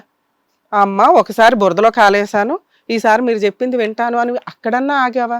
షార్ట్ టైం నాన్న. మేము బతిలాళ్ళకి చేస్తున్నాం అబ్బాయిని. ఒకసారి లీగల్గా ఎంటర్ అయ్యి ఒక అమ్మాయిని వదిలించుకున్నవాడు ఇంకో పెళ్లి చేసుకోవడానికి వణికిపోతున్నారు తెలుసా? నువ్వేంట్రా అంటే వెంటనే రెడీగా ఇంకో డోర్ ఓపెన్ చేసావు. నీకు ఆల్రెడీ మీ అమ్మ నాన్న హింట్ ఇచ్చారు, నువ్వు వెళ్ళా. ఏం చేశారు వాళ్ళు? ఓ వీళ్ళు ఆల్రెడీ 3 కొడుకులు, చక్కగా 3 ప్రాపర్టీలు ఉన్నాయి, ఈ పిల్లోని పెళ్లి చేసుకుంటే బాగానే ఉంటుంది. సరే నువ్వు కూడా లవ్ చేసేసావు వెంటనే. అసలు నీకు అంటే ఫస్ట్ అమ్మాయి గట్టిగా అటాక్ ఇవ్వలేదా? అంటే లవ్ కాదు మేడం, అది పెళ్ళైన తర్వాత లవ్ అనేది స్టార్ట్ అయింది మేడం. పెళ్ళి ఎందుకు చేసుకున్నావు? పెళ్ళి ఎందుకు చేసుకున్నానంటే చెప్పాను, నీకు బాబు ఉన్నాడు కదా. బాబుని ఎవరు చూస్తున్నారు? మమ్మీ చూసి. మీ మమ్మీ చూస్తుంది. బాబుని చూడడానికి ఇంకో పెళ్లి చేయాలంటే మీ అమ్మ నాన్న చూసుకునేవాళ్ళు. ఈ అమ్మాయి జస్ట్ వాళ్ళ అమ్మ నీకు పరిచయం అంతేగా, జస్ట్ పరిచయం. నువ్వు పెళ్లి చేసుకోనంటే వాళ్ళ అమ్మ బేవ బేవ నడిచి ఇంతకంటే అద్భుతమైన అల్లుడు మనకి ఎక్కడా దొరకడు, అయ్యో మా అమ్మాయిని పెళ్లి చేసుకో అంది. నువ్వు చెప్తున్న రీజన్ ఏంటంటే మాకు ముందు ఫిజికల్ రిలేషన్ లేదండి అని. ఒక ఫిజికల్ రిలేషన్ లేని ఒక అత్త క్యారెక్టరు నీకోసం బేవ బేవ అనాల్సిన అవసరం లేనే లేదు. ఓకే అనింది. మీ అమ్మ నాన్న వద్దన్నారు, అయినా దాంట్లో దిగావు. ఎప్పుడూ కూడా ఒక మైనర్ మ్యారేజ్ విషయాల్లో ఇలాగే ఉంటుంది. వాళ్ళు ఎవ్వరు ఇరుక్కోవాలని చూడరు. వాళ్ళు ప్రోవోక్ చేసి పంపించేసి ఎవరైతే పెళ్లి చేశాడో వాళ్ళని పట్టుకుంటారు, ఎవరైతే పెళ్లి అటెండ్ అయ్యారో వాళ్ళని పట్టుకుంటారు. అందుకని మీ రెండో అత్త ఏం చేసింది? పెళ్లికి అసలు మనం ఎవ్వరం వెళ్ళొద్దు, వాళ్ళే లేచిపోయి పెళ్లి చేసుకునేలాగా చేసుకోమను అన్నది. అప్పుడైనా నువ్వు ఇంకో 1 year లవ్ చేస్తూ ఆగొచ్చు కదా. నేను ఆగాను మేడం, ఆగాను. అండ్ ఇంటికి కూడా వెళ్తుంటే నేను ఆల్రెడీ కొట్టి పంపించారు కదా, ఇంటికి వెళ్తే ఈసారి చంపేస్తారు నిన్ను అది ఇది అని చెప్పేసి వాళ్ళ దగ్గరనే ఉంచుకొని నెక్స్ట్ డే వాళ్ళే ఇవన్నీ కొనుక్కొని. నువ్వు అప్పటికే లవ్ చేయలేదు కదా, వాళ్ళ ఇంటికి ఎందుకు వెళ్ళావు? కొట్టారు కదా మేడం, కొట్టారు, నీ వాళ్ళని కొట్టారు అని చెప్పేసి నేను వాళ్ళకి ఫోన్ చేస్తే మాట్లాడదారా అని చెప్పేసి వెళ్ళాను మేడం. నేను అసలు నీ సెకండ్ స్టోరీ మాకు పూర్తిగా రీచ్ అవ్వాల. సెకండ్ స్టోరీ ఏంటి? నీకు ఒక బాబు, డైవర్స్, ఓకేనా? ఫస్ట్ అమ్మాయికి కాంపెన్సేషన్ ఎంత ఇచ్చావు? 3 lakhs ఇచ్చాను మేడం. 3 lakhs ఇచ్చావు. మ్యూచువల్ డైవర్స్ అయింది. ఆవిడెవరో మనమెవరో, బాబు కస్టడీ నీకు ఇచ్చేసింది. బై గాడ్ గ్రేస్ పిల్లోడికి ఎటువంటి హెల్త్ ప్రాబ్లము లేదు, హ్యాపీ. సో ఎప్పుడైనా కానీ హెచ్ఐవి టెస్ట్లు అనేది నాకున్న అవేర్నెస్ ప్రకారం స్టార్టింగ్లో అన్ని రకాల టెస్టులు చేస్తారమ్మా.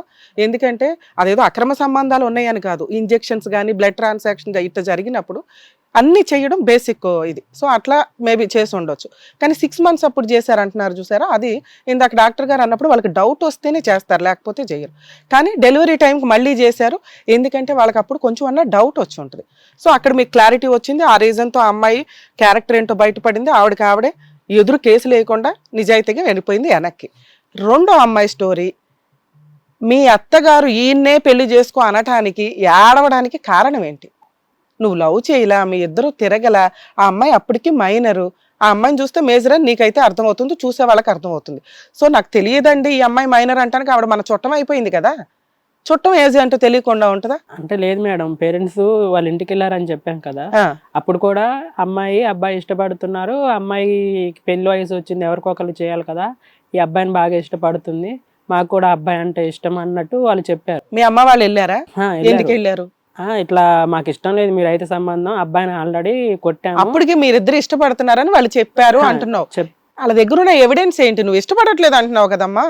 ఎవిడెన్స్ ఏముందంటే మేడం, ఇంకా మేము ఫోన్ మాట్లాడుతున్నాం, అందరికి రూమర్స్ క్రియేట్ చేసి. ఎందుకు మాట్లాడావు ఆ పిల్లతో ఫోను? అదే అడిగా. అంటే చెప్పాను కదా మేడం, బావా ఇలా వర్క్ చూడు లేకపోతే అది ఇది అని చెప్పుకుంటా. దానికి అంటగట్టేయాలని ఎవరు అనుకోరుగా. ఇప్పుడు నువ్వు అంటున్నది ఏంటంటే వర్క్ పర్పస్గా అమ్మాయి బావా అని ఫోన్ చేసిందండి, మరదలు హెల్ప్ చేస్తానని నేను అన్నాను, ఇంతే. కానీ వాళ్ళ అమ్మ బావా మరదలు కాబట్టి వీళ్ళిద్దరికి పెళ్లి చేసేస్తే బాగుండు అని ఒక రూమర్ క్రియేట్ చేసింది. అది మీ అమ్మ వాళ్ళకి తెలిసి వాయి తీయడానికి వెళ్ళారు. మేము మీ అమ్మాయికి ఇచ్చి పెళ్ళే చెయ్యము అని. నిన్ను 4 పీకారు. అమ్మో నన్ను 4 పీకారని వాళ్ళ దగ్గరికి వెళ్ళావు హెల్ప్కి. వెళ్ళలేదు మేడం. అయితే ఇదంతా అయింది కదా, ఇంటికి వచ్చి గొడవ చేశారు. ఇప్పుడేమో అమ్మాయి నువ్వు చేసుకుని అంటున్నావు అని చెప్పేసి అందరి పేర్లు రాసి చనిపోతా అంటుంది అని చెప్పేసి ఇంకొంచెం ట్విస్ట్ చెప్తున్నావు ఇప్పుడు. ఏమని? మా ఇంట్లో నన్ను కొట్టారండి, అమ్మాయిని చేసుకోవద్దని. తీరా అమ్మాయి సూసైడ్ లెటర్ రాసి నీ కోసం నేను చచ్చిపోతాను అంది. నా కోసం ప్రాణం ఇచ్చేసి అమ్మాయిని చేసుకోవడం బెటర్ అని నెక్స్ట్ మీ అత్తరు చేసిన డ్రామాకి కొంచెం పడిపోయి, అంతే కదా నువ్వు చెప్పేది? వాళ్ళ ప్రేమకి నీ శరీరాన్ని నీ జీవితాన్ని మీ అమ్మ నాన్న టిపిక్ అని ఒక తనిదని వెళ్ళిపోయావు, ఇంతేనా? వెళ్ళి పెళ్లి చేసుకున్నావు. పెళ్లి చేసుకున్నాక నిజాయితీ ఉన్న హస్బెండ్ లాగా అమ్మాయిని లవ్ చేయడం స్టార్ట్ చేసావు. అది ఎంత నాన్న 1 monthగా?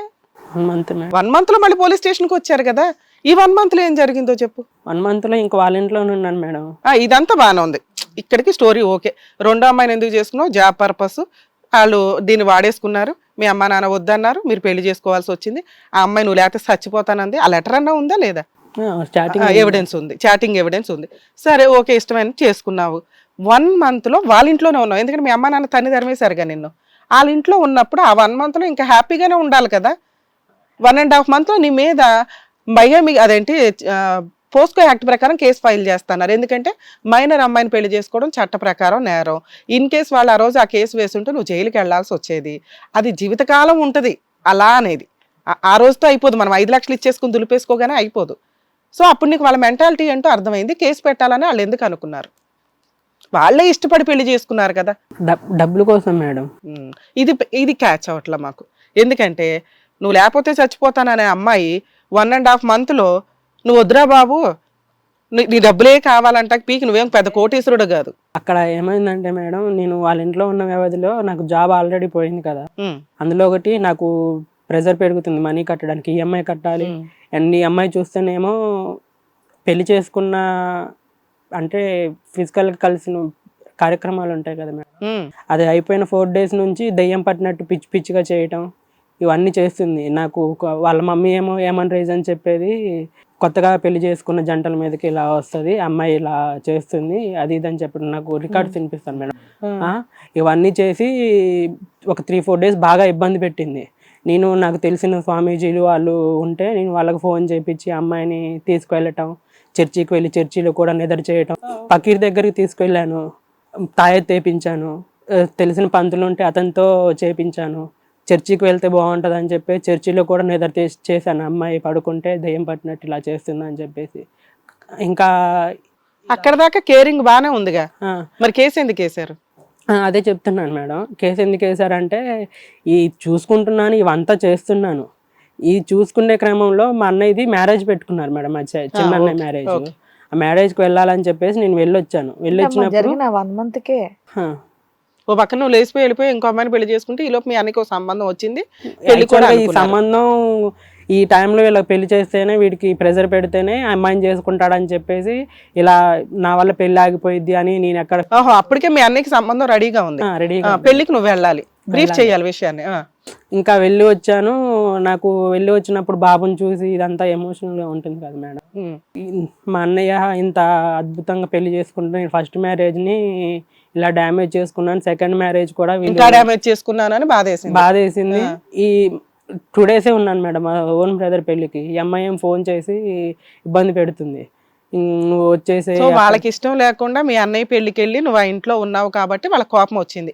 ఇక ఈ అబ్బాయి మన చేతిలో లేడు, మళ్ళీ వాళ్ళ చేతిలోకి వెళ్ళిపోయాడు, వాళ్ళ అమ్మా నాన్న చేతిలో. అంటే డబ్బులు తీసుకొని రమ్మంటున్నారు మేడం. డబ్బులు దేనికంటే నా విషయంలో ఒకసారి వాళ్ళ మమ్మీ కొడితే ముక్కులో నుంచి బ్లడ్ వచ్చింది, నీ వల్ల కొట్టాను కదా, నువ్వే ఆపరేషన్ చేయించాలని చెప్పేసి డబ్బులు తీసుకొని రమ్మ. మరి డబ్బు రీజన్ ఇందా నుంచి ఇన్నిసార్లు సారు మేడం అడుగుతుంటే నువ్వు చెప్పకపోతే అట్లా?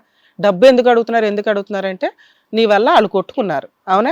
ఆ అమ్మాయికి ఏదో ప్రాబ్లం అయింది, ట్రీట్మెంట్ చేయించాలి కాబట్టి డబ్బు అవసరం, నిన్ను డబ్బు తీసుకురా అన్నారు. నువ్వు ఆల్రెడీ అబ్బాయి పెళ్లి చూసి అరే ఈ అబ్బాయికి ఇంత గ్రాండ్ గా జరిగింది, నా లైఫ్ ఎట్లా అయిపోయింది, కెరియర్ లో సెటిల్ అయిపోదామని ఫోన్ స్విచ్ ఆఫ్ చేసుకుని మళ్ళీ వెళ్ళిపోయాను వాళ్ళ ఇంటికి. అదే వాళ్ళ ఇంటికి వెళ్ళిన తర్వాత నీ ప్లాన్ అయితే ఇన్నారుగా అదే కదా, కెరియర్ లో సెటిల్ అయ్యి వాళ్ళకి డబ్బులు ఇచ్చి బాగా చూసుకోవాలి నా భార్యని అని. లేదు మేడం, వెళ్ళిపోయాను. అమ్మాయిని జాబ్ తెచ్చుకొని అమ్మాయిని తీసుకెళ్దాం అని అనుకున్నాను. నేను అదే అంటున్నాను.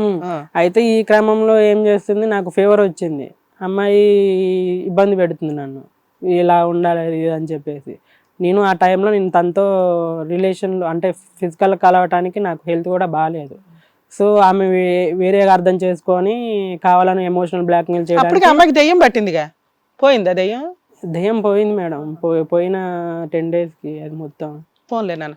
సరే ఇప్పుడు ఏదన్నా కానీ ఇప్పుడు లీగాలిటీ గురించే మాట్లాడుకుందాం, ఎందుకంటే నీ కష్టం 5 సంవత్సరాల కష్టం చాలా పెద్దది, ఓ 100 ఏళ్ళ చరిత్ర. ఇంకెవరిని పెళ్లి చేసుకోకు చాలు, వీళ్ళిద్దరికి తేలేసరికి అవుతుంది. పిల్లోడు ఉన్నాడుగా, పిల్లోడు కెరియర్, నువ్వు చిన్న పిల్లోడివే కదమ్మా, ఇంకా చాలా టైం ఉంది, 10 years అయితే గ్యాప్ తీసుకో. ఈ అమ్మాయిని వదిలించుకోవడం కూడా ఈజీయే. ఇప్పుడు నీకున్న కష్టం ఏంటంటే అప్పుడు ఒక కేసు ఫైల్ చేశారు, ఆ కేసు వేస్తారేమో అని భయపడిపోయి ఒక 5 లక్షలు ఇచ్చావు, సెటిల్మెంట్ అయ్యింది, నీ దగ్గర ఎవిడెన్స్ ఉంది. ఇప్పుడు నువ్వు టెన్షన్ పడిపోయే కష్టం మళ్ళీ రీసెంట్గా తిప్పి కొడితే నా భార్య కావాలని నేను ఛానల్స్కి వెళ్ళానండి, తీరా చూస్తే ఆవిడ అది పరువుగా ఫీల్ అయ్యి మా పరువు తీస్తావా అని చెప్పి ఇప్పుడు 498 కేసు ఫైల్ చేయడానికి వెళ్ళారు. 498 కేసు మేడం, ఏదో కేసు పెట్టారంటే పోలీసు వాళ్ళని అడుగుతుంటే మేము చెప్పమని చెప్పి. అదే నేను మాట్లాడతాను, సీరియస్ కేసు గురించే మాట్లాడతాను నేను. ఓకే, రీసెంట్గా ఒక 2 days బ్యాక్ నువ్వు ఇట్లా ఛానల్స్కి వెళ్ళి రావడం వల్ల ఒక 1 month 2 months నుంచి మేలో వాళ్ళు కేసు వేశారు, ఇప్పుడు మనం నవంబర్లో ఉన్నాం, అంటే జూన్ జూలై తిరుగుతూనే ఉన్నాను. ఈ 6 months నుంచి పెద్దగా ట్రై చేస్తున్నావు. 1.5 month మ్యారిటల్ రిలేషన్లో ఒక 5 లక్షలు ఇచ్చి మళ్ళీ ఒక 6 నెలల నుంచి భార్య కావాలని ట్రై చేస్తున్నావు. వాళ్ళు నువ్వు నమ్మకొద్దు అంటున్నారు. అలా కాళ్ళకి దండం పెట్టి ఒక చీర పెట్టి ఇవతలకు వచ్చేయాలి, అమ్మ డైవర్స్ ఇచ్చేయి అని. అప్పుడు వాళ్ళు ఏమనేవాళ్ళు, బాండ్ పేపర్ మీద రాస్తామని. అరే ఫస్ట్ అమ్మాయి ఇలా అయిపోయింది, ఈ అమ్మాయిని ఎందుకు వదిలించుకోవాలి, ఈ అమ్మాయి ఆల్రెడీ వీళ్ళు ఎక్కేయడం వల్ల ఇలా అయిపోయింది, నా భార్య మంచిదే అని నువ్వు అనుకున్నావు. తీరా 2 రోజుల క్రితం నీ కళ్ళు ఓపెన్ అయినాయి, మళ్ళీ పోలీస్ స్టేషన్లోకి వెళ్ళి కూర్చున్నారు వాళ్ళు, అంతేనా? ఇప్పుడు నీ కష్టం నీ బాధ ఏంటి, ఈ అమ్మాయి నాకు వద్దురా బాబు అని 2వ సారి దెబ్బ కొట్టినాక తెలిసింది నీకు, అంతేనా? ఇప్పుడు నాకు వద్దు, ఈ గోల వద్దు, నేను చేసిన మిస్టేక్కి మా అమ్మా నాన్న వీళ్ళంతా ఎందుకు తిరుగుతున్నారండి అని. ఇంతేగా, ఇక్కడ నుంచి ఎండ్ చేస్తాను నేను. అబ్బాయిలు కన్నా వాళ్ళు అందుకే బాధపడుతున్నారని చెప్తున్నాను ఇప్పుడు. అందులోనూ నీలాంటి కొడుకులను కానీ కరెక్ట్ డెసిషన్ తీసుకోకపోతే మీరు చేసే ఒక తెంగర పనికి మీ అమ్మా నాన్న మీ అన్న ఇప్పుడు కొత్తగా పెళ్ళైనామని కూడా ఇరికిస్తారు వాళ్ళు ఆ టైపే కదా. ఎందుకు అంటే అమ్మాయి మైనర్, పెళ్లి చేసుకునే టైంకి, ఇప్పుడు మేజర్ అయిపోతే అయిపోయి ఉండొచ్చు. సో ఇప్పుడు సీరియస్ కేసు గురించే మనం మాట్లాడదాం.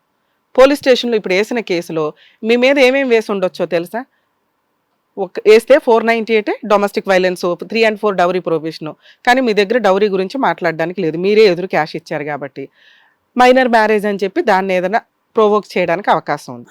అసలుకి యాక్చువల్గా మీరు అనేది కరెక్ట్ మేడం, అమ్మాయికి 100% 18 years.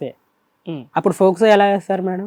నాన్న 19 రావాలి అంటున్నాను నేను. ఓకే, చాలా మందికి తెలియని విషయం ఏంటంటే 18 అంటే 18 ఇయర్స్ అని. ఈ మీ ఇన్నోసెన్స్ ఏదైతే ఉందో ఇప్పుడు మీరు ఇరుక్కున్నట్టు లెక్క. 19 వస్తేనే మేజర్, అర్థమవుతుందా? 21 వస్తేనే, అంటే 21 కంప్లీట్ అయ్యి 22 ఇయర్లో మీ పెళ్ళి అయితే మీరు మేజర్లు, 18 కంప్లీట్ అయ్యి 19లోకి వస్తే మీరు మేజర్లు. కర్మ ఏంటంటే ఇప్పుడు కొంత ఈ అవేర్నెస్లో ఇవేవో ఫిజికల్ రిలేషన్స్ విపరీతంగా ఉండడం వల్ల దీని మీద కూడా సుప్రీంకోర్టు అండ్ లీగల్ డిపార్ట్మెంట్స్ కొంత ఆలోచిస్తున్నాయి. అమ్మ ఏజ్ తగ్గించి త్వరగా పెళ్ళిళ్ళు చేస్తే ఈ సెక్సువల్ రిలేషన్స్, అక్రమ సంబంధాలు ఇవి ఏమైనా కొంచెం తగ్గుతాయేమో అని. చూద్దాం, ఏమైనా సెక్షన్ తగ్గితే నువ్వు బతకడానికి ఉంటుంది. కానీ ప్రెసెంట్ కాజ్ ఆఫ్ యాక్షన్ అయిపోయిందిగా, క్రైమ్ జరిగిపోయిందిగా, నీ కేసు ఇలాగే ఉంటుంది. అస్సలు టెన్షన్ తీసుకోకు, ఫేస్ చేసేస్తే అయిపోద్ది. ఏం ఫేస్ చేస్తారు? ఒకవేళ వాళ్ళన్న ఆ కేసే అంతకంటే సీరియస్ కేసు పెట్టడానికి ఏమీ లేదు. ఇలా తీసుకెళ్ళి మిమ్మల్ని ఎవరిని జైల్లో అయితే వెయ్యరు. ఎవరిని వేస్తారు? నిన్నేస్తారు. ఇక్కడ కూర్చొని ఇంత గుండెలు బాదుకునేది ఏదో 4 రోజులు హ్యాపీగా రెస్ట్ తీసుకో, మీ అడ్వకేట్ అట్లా బెయిల్ వేసి తీసుకొస్తాడు. ఎందుకంటే ఆల్రెడీ 5 లక్షలు తీసుకున్నారు, అది చాలా పెద్ద క్రైమ్. మీకు అర్థమవుతుందా? నువ్వు బోల్డంత ఎవిడెన్స్ పెట్టుకొని కూర్చొని ఉన్నావు, అవి మీ లాయర్కి ఇచ్చేస్తే మీ ఇంట్లో వాళ్ళకి ఎట్లాంటి ప్రాబ్లమో ఉండదు. వాళ్ళని పిలుస్తారు, స్టేషన్ బెయిల్ ఇస్తారమ్మా. ఎందుకంటే వాళ్ళు ఎవరో ఉండి పెళ్లి చేయలేదు, వాళ్ళు ఎవరు ఉండి మీ భోజనాలు పెళ్లి భోజనాలు తినలా. ఒకవేళ ఆ కేసు కాకుండా 498 కేసే పెట్టారనుకోండి, నిన్ను కూడా అరెస్ట్ చేయరు, అందరికీ స్టేషన్ బెయిలే. కాకపోతే అక్కడ 2-3 కౌన్సిలింగ్స్ ఉంటాయి. నచ్చితే నువ్వు మీ లాయరు వెళ్ళండి, మీ ఇంట్లో వాళ్ళని ప్రెజర్ చేసే రైట్స్ ఎవ్వరికీ లేవు. మీరు వెళ్ళండి, ఆ అమ్మాయి వచ్చి నీ కాళ్ళు పట్టుకొని కాపురం చేస్తాను అంటే ఇంకో ఛాన్స్ ఇవ్వు, ఏమన్నా ఎవిడెన్స్లు రాయించుకొని. వాళ్ళ అమ్మా నాన్న మీతో కలిసి ఉండొద్దు, మీ అమ్మా నాన్న యాక్సెప్ట్ చేస్తేనే వెళ్ళండి, లేకపోతే వీళ్ళ దగ్గరకు కూడా వెళ్ళొద్దు. మీరిద్దరూ ఎంతవరకు హ్యాపీగా ఉండగలుగుతారో ఒక ఛాన్స్. నువ్వు భయపడిపోయి టీవీ ఛానల్స్కి వెళ్ళటం కాదు, ఎక్కడైతే నీకు కేసు నడిచిందో అక్కడికి వెళ్తే నీకు 100% న్యాయం జరిగిద్ది. భయపడాల్సిన అవసరమే లేదు. ఈ రోజు మ్యారిటల్ రిలేషన్స్లో జెంట్స్ భయపడాల్సిన అవసరమే లేదు. కాకపోతే కోర్టుల చుట్టూ తిరగాలి, కొంచెం న్యూసెన్స్ అయితే ఉంటుంది, ఇంతే. అరే నా కోసం మా అమ్మ నాన్న మా బ్రదర్స్ వీళ్ళు సఫర్ అవుతున్నారే కొత్తగా పెళ్ళైన వాళ్ళని నీకు ఇంకో బాధ ఉంది. వాళ్ళ మీద టచ్ చేసే రైట్స్ కూడా ఆ అమ్మాయి వాళ్ళకి ఉండదు. నిన్ననే అన్నయ్యని తీసుకెళ్ళి స్టేషన్లో కూర్చోబెట్టారు మేడం. అరే నేను అదే చెప్తున్నాను, నువ్వు ఇంతవరకు అడ్వకేట్ని పెట్టుకోలేదుగా. అడ్వకేట్ని పెట్టుకుంటే మీ అడ్వకేట్ నువ్వే, తలనొప్పి తెచ్చుకునేది నువ్వు. మీరిద్దరూ వెళ్తారు, మాట్లాడుకుంటారు, క్లారిటీ ఇస్తారు, ఏం జరిగింది. ఇప్పుడు మాకు ఇంత క్లారిటీ ఇచ్చావు కదా, ఇంతకంటే ఎక్కువ టైం ఇస్తారు మీకు పోలీసులు వినటానికి. నీ కష్టం అంతా విని ఈ కేసులో ఈ సెక్షన్ పెట్టాలా వద్దా అని ఆలోచిస్తారు. దానికే 3 డేట్లు ఇస్తారు, 3 కౌన్సిలింగ్స్. ఈ బాధ ఈ కష్టం మీరు అక్కడ వెళ్ళండి, ఎక్స్ప్లెనేషన్ ఇవ్వండి, 100% మీకు ఫేవర్గా జరిగిద్ది. ఓకేనా? మీ పేరెంట్స్కి కానీ మీ అన్నలు, నువ్వు దొరకట్లేదు కాబట్టి మీ అన్న వెళ్ళాడు, మీ అన్న వెళ్ళాను నువ్వు గుండెలు బాదుకుంటే అట్లా నువ్వే వెళ్ళాలా. నువ్వు తోడుగా నీకు లీగాలిటీ తెలియదు, ఏం మాట్లాడాలో తెలియదు కాబట్టి అడ్వకేట్ని పెట్టుకొని వెళ్ళు. ఒకవేళ వాళ్ళు పోస్కో యాక్ట్ ప్రకారం మైనర్ మ్యారేజ్ అని చెప్పి వేస్తే అరెస్ట్ అవుతావు, టెన్షన్ తీసుకోకు, వెళ్ళు, 15 డేస్లో బయటకు వస్తావు. మీ వాళ్ళందరికీ స్టేషన్ బెయిల్ ఇస్తారు. తర్వాత హైకోర్టులో క్వాష్ పిటిషన్ వేసుకోండి. నువ్వు మీ అమ్మా నాన్న తప్ప మిగతా వాళ్ళ మీద కేసు ఉండదు. ఓకేనా? కేసు నడుస్తూ ఉంటుంది, నువ్వు ఒక్కడవే వెళ్ళు, వాళ్ళు ఎవరు కోర్టుకి రావాల్సిన అవసరం కూడా ఉండదు షూరిటీ సబ్మిట్ చేసినాక. ఒకవేళ లాయర్ని పెట్టుకోలేకపోతే ఈ స్టేజ్లో గవర్నమెంట్ లాయర్ని అడగండి. ఇక్కడ వరకు నీకు సొంత లాయర్ ఉండడం బెటర్, ఎందుకంటే ఏం చేయాలి ఏంటనేది తెలియదు కాబట్టి భయపడుతూ ఉండకుండా. ఒక్కసారి నువ్వు పోలీస్ స్టేషన్కి వెళ్ళి కూర్చున్నాక నువ్వు ఏదైతే బాధపడుతున్నావో అవి తగ్గిపోతాయి. నీకు నేను ఎంత బాధపడ్డాను అనవసరంగా, ఇవి ఇంత ఈజీ కేసులా, తప్ప అమ్మాయి కూడా చేసింది కదా, వాళ్ళ ఇంట్లో వాళ్ళు కదా చేసింది, నన్ను బలిపశువుని చేస్తున్నారు. ఓకే, నాకు రక్షించడానికి కనీసం కేసులు వేయడానికి ఆవిడకి హక్కులు ఉంటే రక్షించడానికి లా అండ్ ఆర్డర్ అయితే ఉంటుంది, ఇవ్వాలన్నా వాళ్ళ కాకపోతే రేపైనా నాకు న్యాయం జరిగిద్ది అని నువ్వు ధైర్యంగా పోరాడాలి. ఈరోజు నువ్వు పడిన బాధ ఇంకొక 6 months తర్వాత ఆడుతూ పడుతూ నువ్వే 10 మందికి సలహాలు ఇస్తావు. డిప్రెషన్లోకి వెళ్ళాల్సిన పని లేదు, అసలు సూసైడ్ అనే ఆలోచన అనేది నీకు లేదు నాకు తెలిసి. ఎందుకంటే న్యాయం కోసం పోరాడాలి కదమ్మా. ఎవడ పడితే వాడు మన చెంపలు పగలగొడుతూ ఊరుకుంటావా? 4 పేకాలుగా ఎదురు తిరిగి ఆ ధైర్యంతో ఫైట్. నేను ఇప్పుడు దానికోసం ఫైట్ చేస్తున్నాను మేడం. ఫైటింగ్ ఎల్లో కూర్చో, ఏం జరుగుతుందో వింటూ ఉండే అంతే అయిపోద్ది. జరగాల్సిన వాటిమన్నా అయ్యే జరిగిపోతాయి. వీళ్ళకి ఇంకొక రూపాయి సెటిల్మెంట్ కూడా చేసుకోవద్దు నువ్వు. ఆ ఇచ్చిన సెటిల్మెంట్కి మీ అడ్వకేట్ ఎలా ఆడుకోవాలో ఆడుకుంటారు. ఏదన్నా లీగల్ సహాయం కావాల్సి వస్తే నాకు కాంటాక్ట్ అవ్వండి, నేను 100% మీకు సలహా ఇవ్వగలుగుతా. మేబీ నేను నంద్యాల నల్గొండ అక్కడ దాకా వచ్చి చేయలేకపోవచ్చు, కానీ అక్కడ మాకు తెలిసిన వాళ్ళు ఎవరైనా అక్కడికి వచ్చి మేము చేయలేకపోయినా మాకు తెలిసిన ఎవరైనా జూనియర్స్ ఉన్నా కూడా మీకు అసిస్ట్ చేయిస్తాను 100%. అది నువ్వు ధైర్యంగా ఉండి నీ కళ్ళమ్మట ఆ నీళ్ళు ఆగిపోతాయి అంటే. మా దగ్గరకు కూడా ఏడిస్తే అట్లా నాన్న. మనకు అన్యాయం జరిగినప్పుడు ధైర్యంగా పోరాడాలి, ఇంతే. ఈ ధైర్యంతో బయలుదేరి ఇంతే మేడం, బెటర్ అంటే. ఏమ్మా అర్థమైందా? ధైర్యంగా వెళ్ళి కూర్చో. ఇప్పుడు మేడం క్లియర్గా చెప్పారు, అక్కడ కేసు ఏదైతే రన్ అవుతుందో నువ్వు వెళ్ళి ఫేస్ చేయి. నీ వల్ల అనవసరంగా ఇప్పుడు పెళ్ళైన మీ అన్నయ్యే కానివ్వండి వాళ్ళందరూ ఇబ్బంది పడ్డం ఎందుకు చెప్పండి. వెళ్ళండి, బెయిల్ ద్వారా తీసుకొచ్చేస్తారు బయటకు అని చెప్పేసి కూడా చెప్పారు మేడం. దాని తర్వాత మళ్ళీ మీరు డాక్టర్ గారిని కలవడం మాత్రం మర్చిపోవద్దు. ఏడవకండి, ఫస్ట్ స్ట్రాంగ్గా ఎదుర్కోండి, తొందరగా క్లియర్ అయిపోద్ది. మీ లైఫ్ అనేది హ్యాపీగా ఉంటుందని చెప్పేసి కోరుకుంటున్నా. బాబుని కూడా బాగా చూసుకోండి. జాగ్రత్త. ఫోన్ తీసుకోండి. జాగ్రత్త. All the best. You will win, don't worry. You will definitely win. ధైర్యంగా ఉండు.